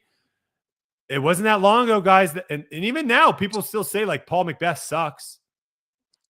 It's like he hasn't won since 2023. He sucks. You know, like that is the society we live in. It's what have you done for me lately? You're not going to look and see like, wait, Paul's actually like really good. Dirty. Yeah. Like he's been playing. I'm going to piggyback. I'll piggyback on that narrative. A great point would be USDGC kicks butt, and it is bad for it. Well, with a donkey on the end of that, it is. It's just awesome for everybody. Everybody enjoys it. The next weekend Pro Tour Championship, you don't see anybody. You don't see anybody. You know what I mean? Because they just got the greatest experience ever. 30 miles away, Pro Tour Championship. I think a great move is to move that to Virginia. Yeah, it doesn't hold its weight. Well, that's my point is back-to-back tournaments that can be overshadowed. You know, and nothing's going to overshadow the World Championships. Nothing. No, never. So that was kind of my take on debate night, is just talking. It was more about towards the point that having Worlds right after a major, it basically diminishes that major, because we would be talking about Calvin and Silva for weeks, right? If there was like 4 or 5, and then there would be that build up to the next major of like, can they do it again? But now all that talk is going to go straight in. I mean, heck, you guys start playing in what, like 7 days? Yeah. So it's going to be right back to it. And so an interesting comment by Joey Tamale, which again, I think a lot of times some people, it's good to see this every once in a while, because the last time I talked to him, he came up to me, had a nice conversation. I thought he was a nice guy. But I'm assuming he didn't think I was going to see this comment. He says, I love how we listen to someone who hasn't toured in over a year and privately says he doesn't care anymore about this sport. I seriously think that the speculations on this podcast are almost as close to a joke as it gets in the media scene in this industry. They were actually a major reason why me and Eagle and Simon started our podcast, because we were so disappointed in listening to that every week. So a couple of things here. One, I'm always a fan of anyone that's going to put someone else down in the comments to promote their product and promote their podcast. So if you guys haven't yet, make sure you go and watch and listen Joey, Eagle, and Simon's podcast. I'm glad you were able to put me down to promote your podcast, Joey. Sounds like it's going well for you over there. And then the second thing too is, why do people get so butthurt? Why do people literally get so butthurt about me literally having an opinion? I wasn't coming at a person. I was literally just having an opinion that a lot of people have, that having Worlds right after this major makes no sense. Right. Yeah. No. I'll back you up on that. I think that it's a tight-knit sport, and people involved within the sport, you're going to have this in anything, in basketball, baseball, golf, whatever, being like somebody getting their feelings hurt or have a different opinion than yours. Well, here's the thing. How is this feelings? I'm not. What feelings? Like, I don't get what feeling. I don't understand how people get their feelings hurt. I know, because you're not like that. That's fine. I don't really get my feelings hurt either. No, but it's not like I'm in other sports. Listen, you're coming after like people's favorite player, or you're coming after people's teams, and they get their feelings podcasters hurt. And announcers in other sports definitely butt heads all the time, and there are certain like analysts and stuff. Yeah, analysts who definitely we're a podcast, but we're players that we're also analysts Yeah. because we don't have any. You know, We're that's what speculating it on comes stuff. speculating for sure, and we have our opinions. And in other sports, you have Stephen A. Smith and somebody else. They admit like I don't like you. Like Stephen A. Smith just had the biggest thing with LeBron about no, I don't like that guy. Like I'm gonna say whatever, and then that's sports in general. So the fact that he's saying that means nothing to me. It means nothing. You have your opinion. You don't like me, that's fine. I'm going to keep having my opinion because it's something I believe in. I'm not just going to come up here on a podcast and be like, something that, you know, we all work really hard at. You know, it's not easy. And so my opinion, I owe it to the public to give my straight opinion. And Brody and I, Mhm. we don't always see the same Yeah. way. No. Like No. it's a very rare thing. But there's a mutual respect to where I love that you have that opinion. And I Yeah. love that I have my opinion. And that's what you need. So if you have a different opinion, yeah, heck yeah, make another podcast and show your opinion. Bothers me zero. I Well, here Yeah. is the issue though. He says the only issue here is he says, I love how we listen to someone who hasn't toured in over a year. So if we're going that route of where you have to be like a touring professional That's crazy. to Yeah. have like an It's nuts. opinion, I'm going to Because go the route of saying you actually have to be good at disc golf to have an opinion. So, guys, make sure when you do listen to this podcast, you just listen to Eagle and Simon. And whenever Joey talks, don't listen to him because you have to be good at disc golf to have an opinion. That also, Yeah. like, that's the same logic. It's very odd when people use this weird logical sense that you either have to be touring and playing every single event to have an opinion, or you have to be good at disc golf to have an opinion. Why yeah, can't it's you just have an crazy. opinion? Like like that, literally all 400 of Yeah. you guys that are in our chat right now talking, don't say anything anymore because everything you guys say doesn't matter. Like your opinions don't matter. Yeah, I'm Like neither of those things. it's a great. Yeah, Yeah, yeah. Gary, what are you doing? Hey, get Gary out of here. What are we Yeah. doing? It doesn't make any sense. Just because it's called tour life doesn't mean you have to be on tour, by the way. Because someday I'm gonna We're retire and we're I'm also not gonna be talking on about tour. we're And talking I'm about gonna and we're if talking I about talk about disc golf, I feel like I'm a pretty qualified guy after I've been Mm. touring for 20 years to talk disc golf and give my Yeah. opinions on tournaments and I don't know. All right. Yeah, if every sport only had the players in the sport be the ones who are allowed to talk about it, a lot of sports wouldn't make it very far in terms of Yeah. analysis and commentary because there are people who are students of the game as well, and that Yeah. adds a different angle. And I think one of the problems that we have a lot within media in general, and it happens in here a lot too, is we take singular moments from things and we try to infer meaning and you all have kinds to. of stuff from it. You have to Yeah. be able to look at the entire picture, and you have to Yeah. understand that part of that joke that Brody was making was more so that we didn't have an actual debate night the week before, and so Correct. the comments didn't matter. So like if you don't have the context behind that, you don't understand the nuance of the sarcasm of the joke. So we got to be careful of that kind of stuff. And It was a good joke. yeah, It was a good joke. Also, to respond to Single Track Seeker, he says you are currently sounding butthurt, Brody. Well, yeah, I think you would also. I think everyone that's in my position would feel. I would hope everyone in my position would feel butthurt that someone that you thought you were friends with, someone that you've been friendly with, and had conversations with, wouldn't go and make a nasty comment about you, about your podcast, and then basically promote their product. I would assume the majority of us Yeah. would feel butthurt. My Yep. point of saying I don't know why people get so butthurt is if you go and you listen to our podcast, we are never attacking someone's brand. We are never attacking someone's product. We are never attacking someone's personal life. We are literally talking about them disc golf in between the ropes, if you will. And I think this goes outside of that. And it also goes to someone that I've been friendly with. They've been friendly with it to me. So yeah, I am a little butthurt. Yeah, it does suck when someone that you thought was a friend of yours kind of backstabs you in a way. I think we all would agree with that. I don't think that's a crazy thing to think about. No. Yeah. You No, know? absolutely not. So that's my thoughts on it. And I don't know. I saw that. I felt like we had to talk about it. But yes, moving forward, understand, guys, that this podcast, debate night, whatever podcast we're running, we are going to talk about our opinions. Are they going to be right all the time? No. No. Are we going to say what we believe? Yes. Yeah. Is it going to upset some people? I hope Sure. not, but is it going to maybe some people, some Joeys out there apparently? Yeah, I mean, I guess soft Charmin boys it will upset, but people, it's okay to have different opinions with people. Like I think Yuli said it most. Me and Yuli sometimes will butt heads on here and disagree and just cannot find common ground.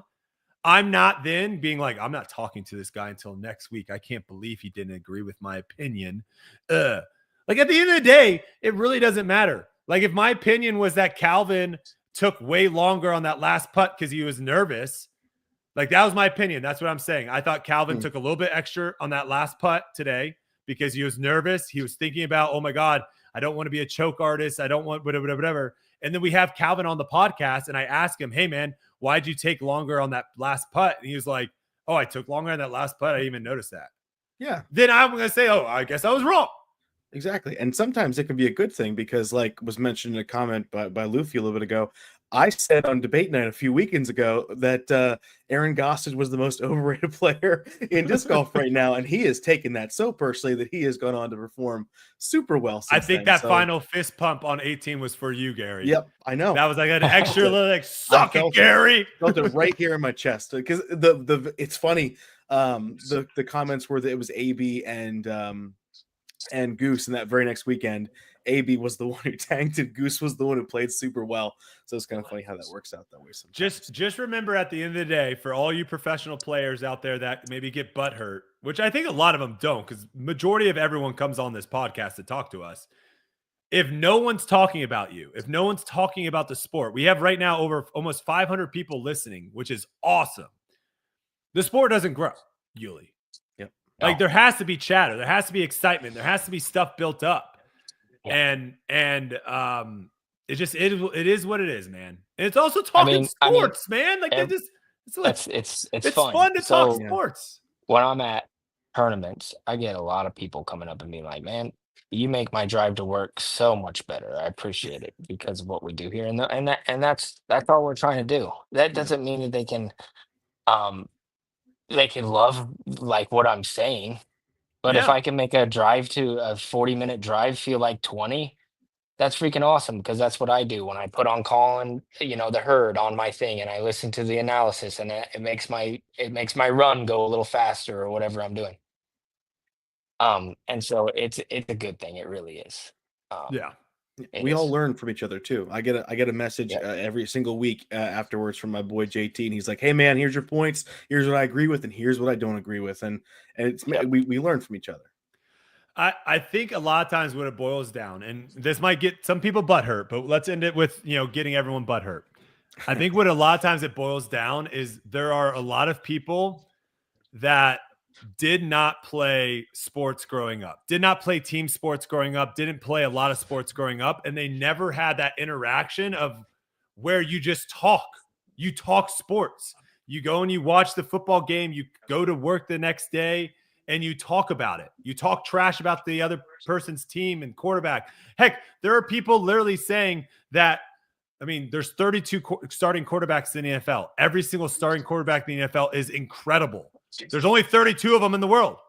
But if there are people that will talk trash about the 6th and 7th best guy. Terrible. Yes. The guy is absolute trash. And it's like he's literally the 7th best player. So it's literally that's just what sports is. And if you get butthurt over it, that the crazy thing is like we're just talking about the fact that this tournament is going to be overshadowed by Worlds. That's literally it. And then we got people. Because he wasn't the only other one, Yuli. There's a bunch of people chiming in social. Because, again, I think a lot of times when I say stuff negative, I guess that's the stuff that gets shared versus us being on a podcast that we talk for 2.5 hours and 90% of it's pretty positive, I would say. A lot of flowers going out. Yeah. The negative stuff is the stuff that people like to clip. But it's just like It's like, Well, yeah, well, to that point, I mean, one of our biggest clips that we have is me just getting absolutely slammed and breaking my shoulder for a year, which is like one of the yeah, worst things that's ever yeah, happened to that's me, and people no. love it.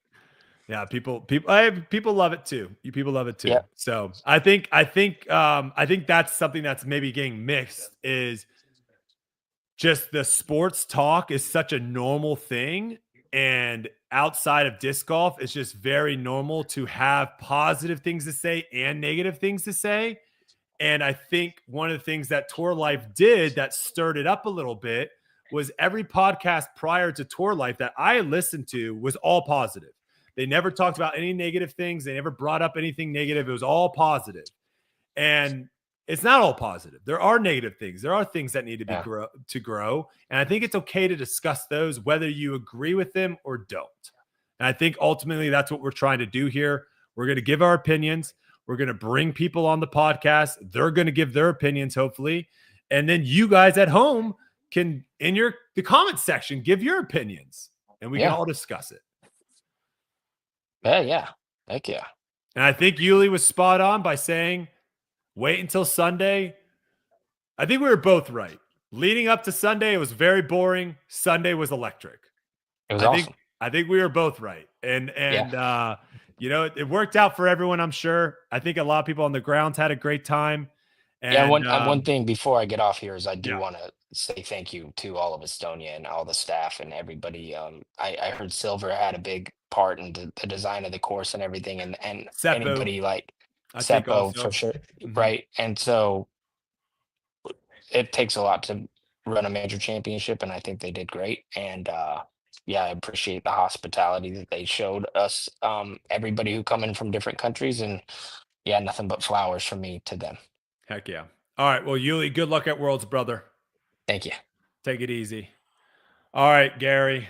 Wow, what a week. What a week.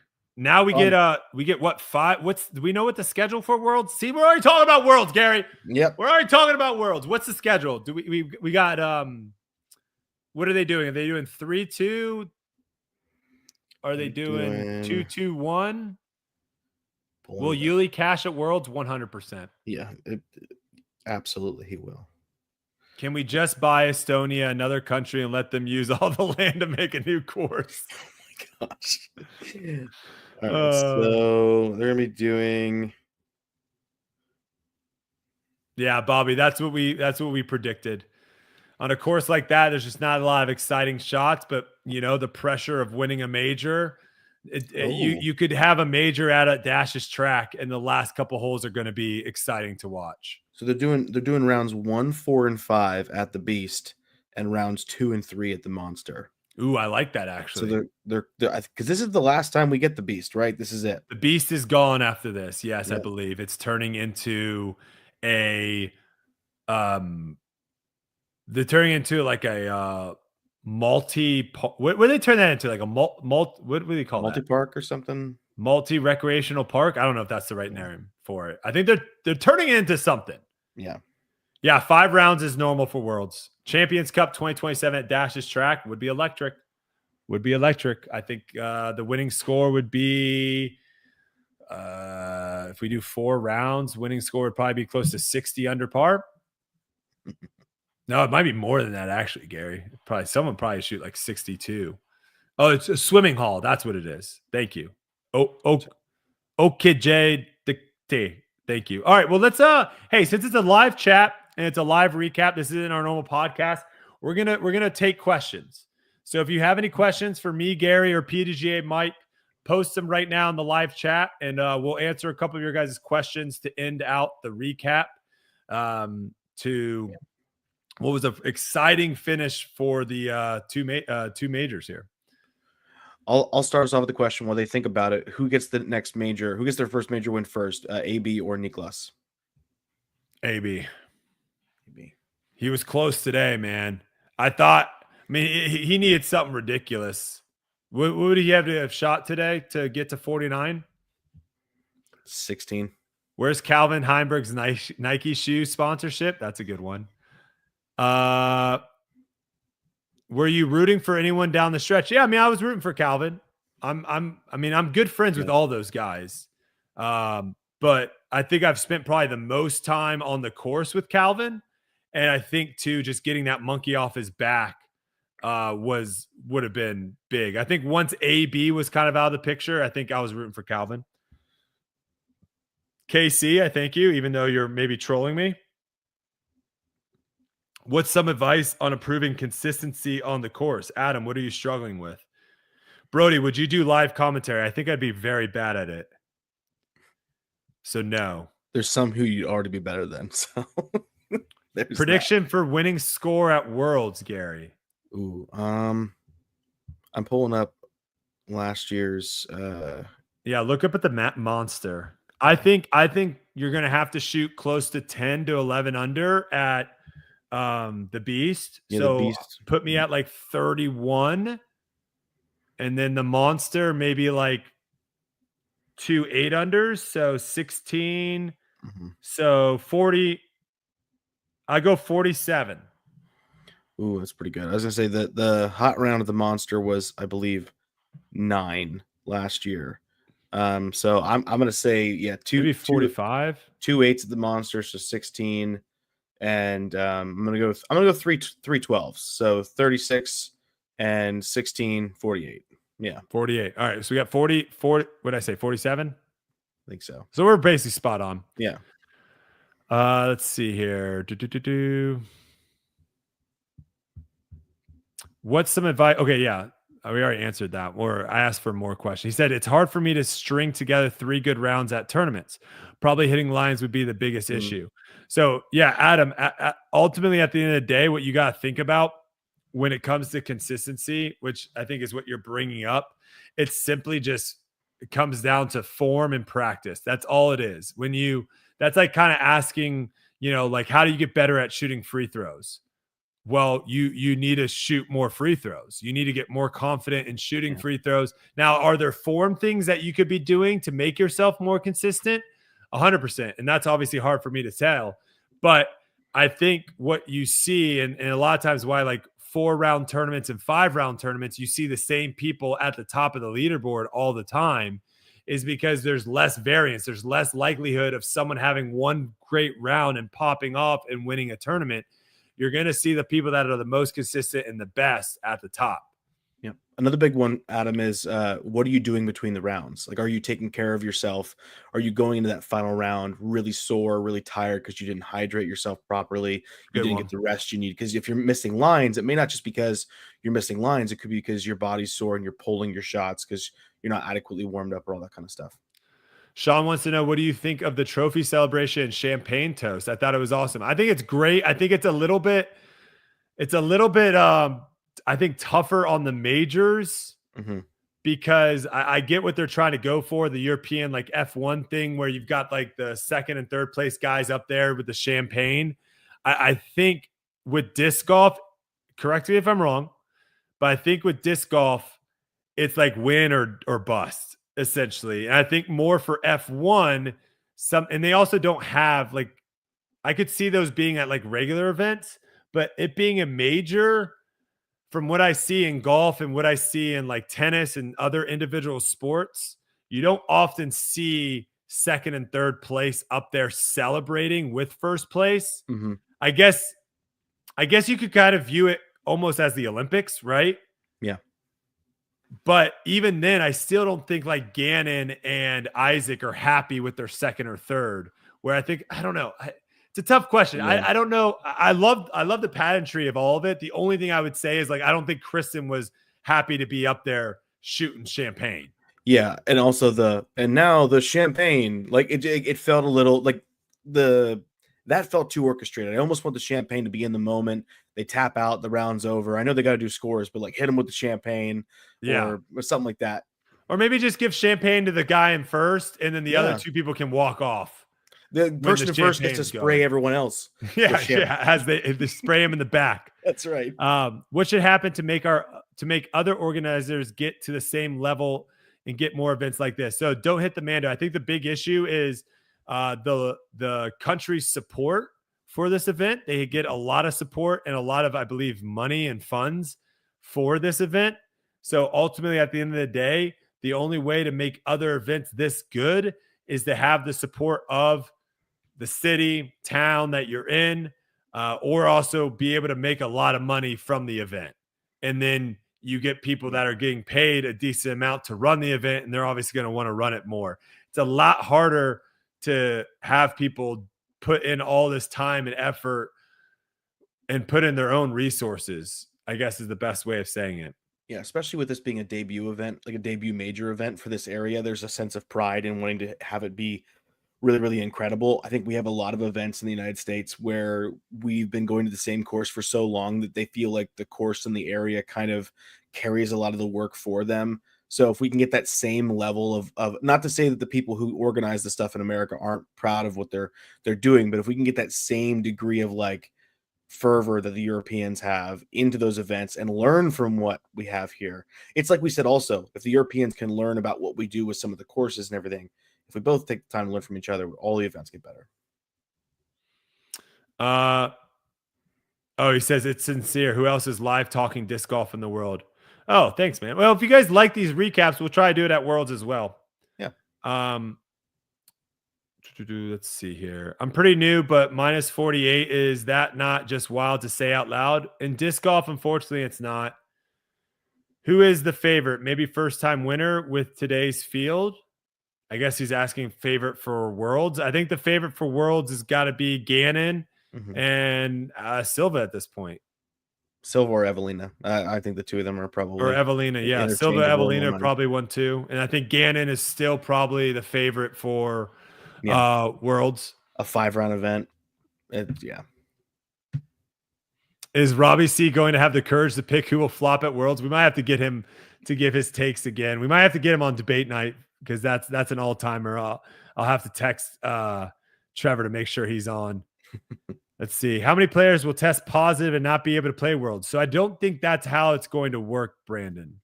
I believe there is going to be no suspensions for Worlds if any players do test positive.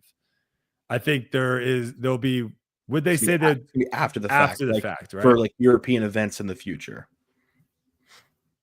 Let's see here. Do you think Kristen is dealing with something off the course? She seems off. She could be. I have no idea. I don't. She's dealing with something between the 6 inches right here. Yeah. I don't know if it's off the course or on the course, but definitely there's some mental stuff going on.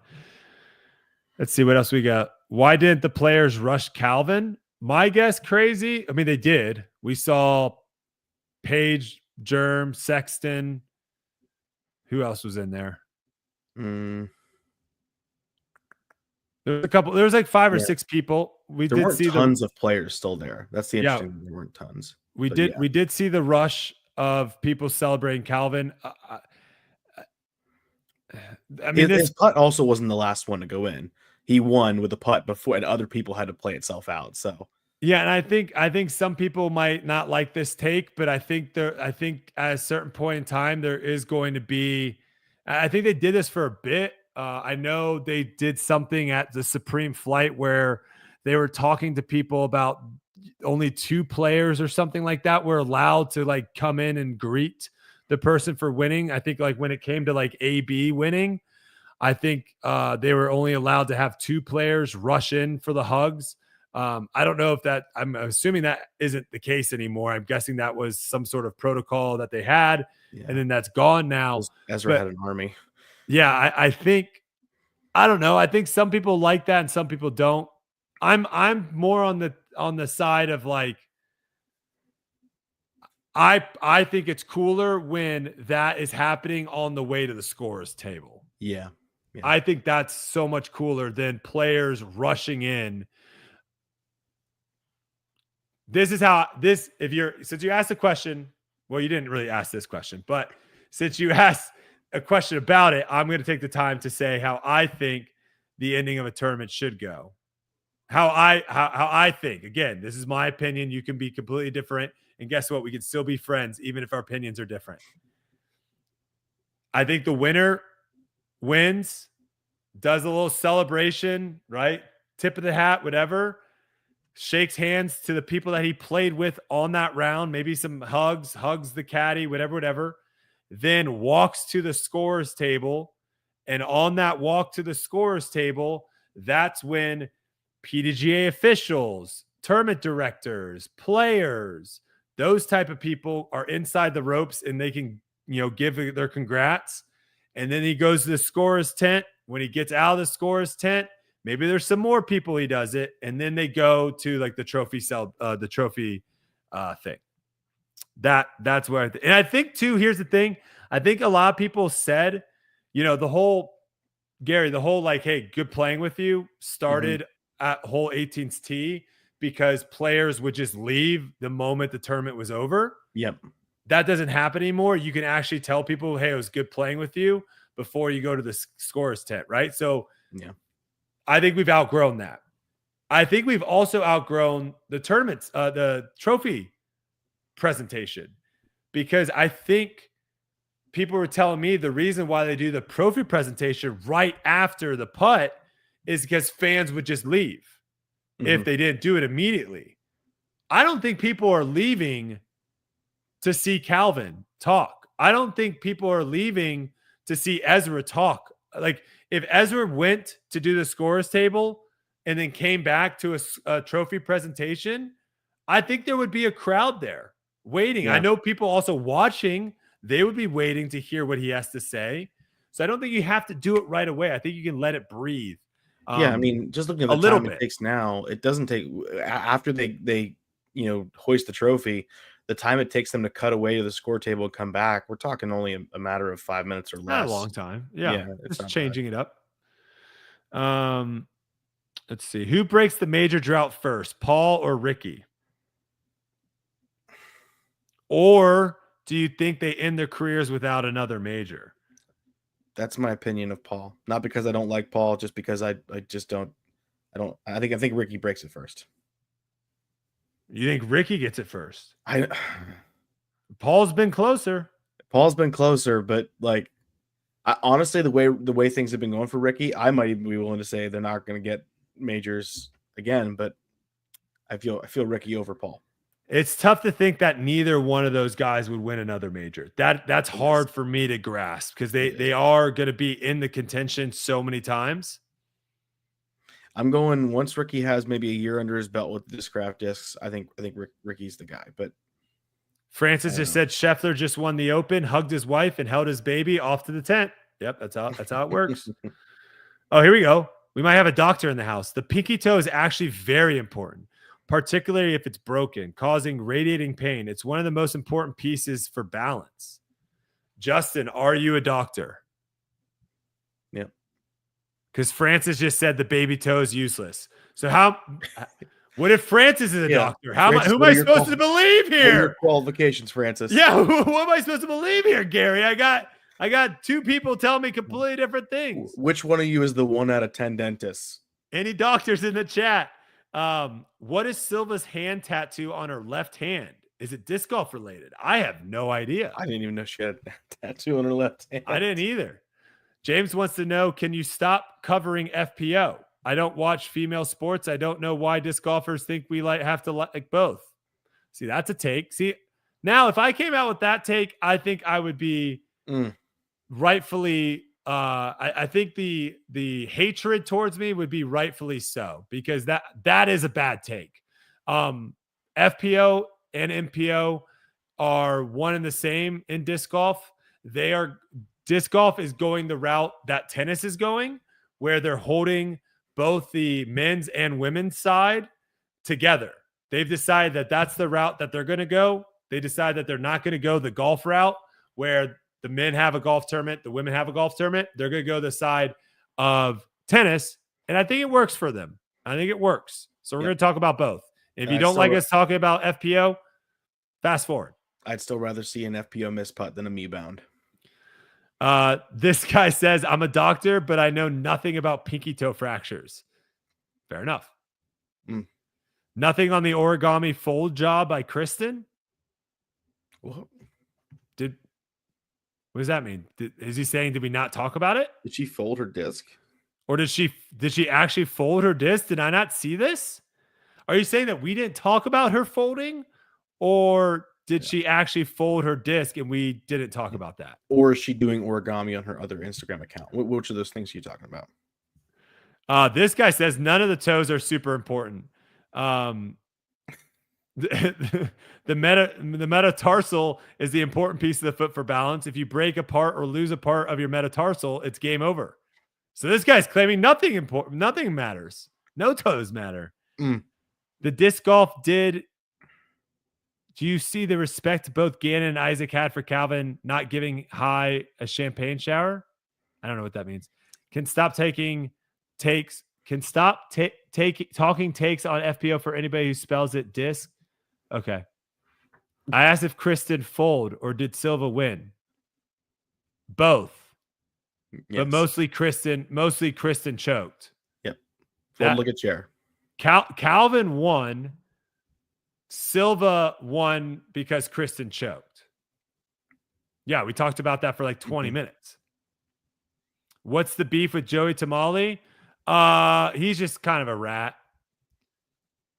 I think that's a fair thing to say about someone that does that, right? Isn't that the proper term for someone that like acts super nice to your face, but then says stuff behind your back? We got Brody versus Joey stats on screen. Well, he clearly is going to beat me because I suck at disc golf. Nope. But Gary, I'm terrible at disc golf. I suck at disc golf. Yeah. Trust me. Enough people tell me how bad I am at disc golf that I'm sure he crushes me because he's a full-time touring pro. We've seen the content though. I think you're a better cameraman. If Calvin wins at the Worlds in Finland, does that make him a shoe for the player of the year? Ooh, now this is a good question. Oh, there we go. This is a good question. Okay. Does he surpass? Well, here's the thing. I think it comes down to USDGC because I think if Gannon wins USDGC, they want the king of the people are asking the king of the hill right now. You got a big king of the hill coming up. I know. I'm terrified of it. Silva is just, she's like a kid who wrecked my Lego set. All right. If he wins 2 majors. Yeah. If we stopped right now. And he won the 2 worlds. You've got Niklas who's won 2 events, 2 events. He's won 2 events. 2 events. Yep. Gannon's won 3 events. Isaac has a major. I'd say two majors back to back. That might do it. And you look at the general consistency.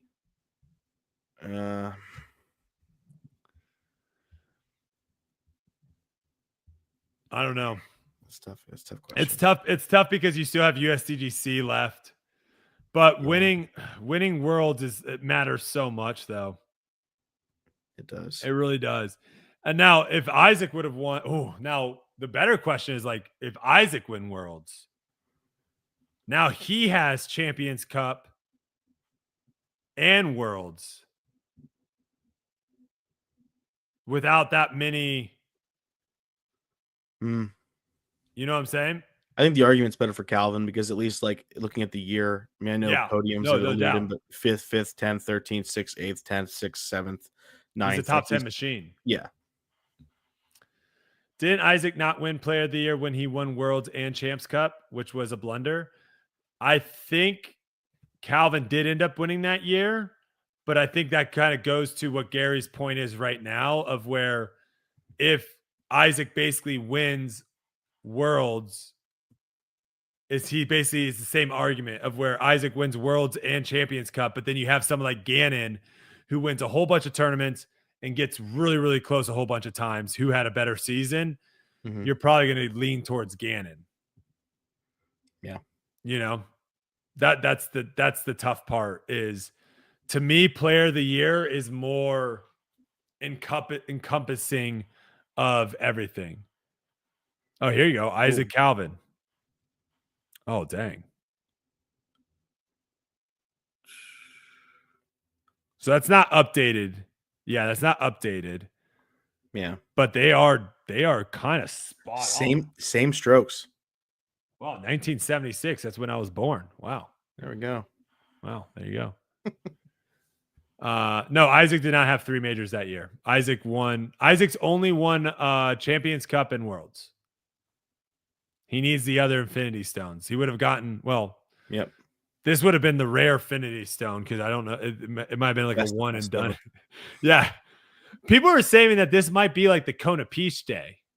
You remember when like people say like Yeah. Eagles won a major because he won Kona Peach Day? And it's Mhm. like, if you tell that to people now, they're like, what does that mean? I don't even know what that tournament is. Yeah. That's why I think it is so important to like, let's nail in the name of this thing. It's like the Japan Open when they couldn't use their own discs. I kind of like that though. Not as a major, but I kind of like that as a tournament. You just show up and they give you discs. Yeah. Why did they not call this the European Open? Bobby, that is the question of the day. I don't know if we have an answer. Seems like with the Beast going away, it's just going to be a rotating European major similar to the Open. And yeah, but let's just call it the European Open. Yeah. You know? Let's just call it the European Open. What do you think of Gannon's caddy, the steak maker Slayback, when he gives those looks with his eyeballs? So I think Gannon's caddy, first off, incredible. What do you call it? Chef? No. What do you call it? Barbecuist? No. What do you call it? Grill master? Grill master. Yeah, there it is. Incredible grill master. Literally made us really, really good steaks. I don't know what. Do you know the lore behind the eyeballs, Gary? Or Mike? Do you guys know? It's a thing that he does, and as someone else who on the internet is known for their eyeballs, I can appreciate it. But has he ever explained why he does it? I think he doesn't need to explain. I think we just understand it. Okay. I think at one point he just said every time the camera's on him, he just tries to stare at the camera, which is fantastic, and it's always the best look too. Is he the one that's saying "Let's go, G"? Is he saying that? Who's saying that? There's someone that no matter. It's almost like Ricky's. I'm pretty sure. You remember? It's almost like Ricky's caddy that one year that would always go like, "Woo!" Is he the one that's saying "Let's go, G"? Maybe that's what Ricky needs. Let's get her out of retirement. Let's get. Does he need a hype? Back. Does he need a hype person? Well, he had the caddy who was patting him on the butt every single time he had a good shot a year ago. So, people are saying a lot of people say "Let's go, G." Some people are saying it's Matt. I can't see. This is the problem with chat. I don't know who to trust. Yep. I want to trust all of you guys, and you're all giving me conflicting stuff, so it's impossible. Which one of you is there? Yeah, who's the actual doctor? Anything else? Anything else that we're missing? I don't think so. No. Weston says, actually, Matt, you guys put Calvin in the thumbnail before they released the final round highlights. WTF. Sorry, Weston. He was told to stop that last year, but seems to be able to do the eyes look this year. Oh, here we go. Craven, another doctor. The pinky toe, while small, plays a significant role in balance in sports performance due to its contribution to foot stability and proprioception. I've never seen that word. What is that word? Proprioception. All right. So we have two doctors in the chat that's saying the pinky toe is super important. And we have one doctor in the chat that's saying the pinky toe is not important. We should get him on debate night. Yeah, we need to get to the bottom of this. Doctor battle. All right. So, well then, I think that is going to wrap us up for I'm just going to call it the European Open. I don't give a rip. Yep. 2025 European Open, all done. Hats off to Estonia. What great sponsors and hosts. That's the word I'm looking for. Great hosts for this tournament. I think we're going to be, I think it would have been easy to have kind of a letdown going into the next one. Yes, Edwin, we're going to be doing the wrap-ups for Worlds too, I think. But after that picture I saw with the stands and the built-up green, Gary, I think we're in for an absolute treat at Worlds. I think we're going to see massive crowds. I think we're going to see awesome infrastructure that's just going to make it seem more epic. And the Beast is the final time we're going to see it. So I love to see it. I know there's a lot of other courses that call themselves the Beast. This is the real Beast. And when you get down to those last holes, 15, 16, 17, and 18, man, does it make you clench your butt cheeks. So Yep. I'm going to be excited to see who is going to be our world champion, who can make it through the gauntlet of those last final holes. And I guess just hats off to Silva, hats off to Calvin too. Great performances. This, where it might have not been the most challenging as far as shot shaping ability and demand for shots, it was still challenging to where you could not take your foot off the gas for one split second this entire tournament. And Calvin was the best to do it. Calvin, everyone else blinked. Calvin never blinked. He got it done on hole 18 with a massive putt. And it was fun to watch, man. It was fun to see. Gary, Mike, you guys got anything else? No, it was a blast. It was fun times. Thank you to everyone in the chat. We had almost 500 of you guys listening to us today. We'll be back for Tour Life on Tuesday. Hopefully have a couple guests on potentially with the time change getting a little bit closer. And then we will be probably doing these as well for the Worlds recap, as many as we can do. Maybe it might just be on the weekend. We'll see. We'll have to talk offline to figure that one out. But thank you guys so much. Appreciate you all. And we'll see you guys on Tuesday.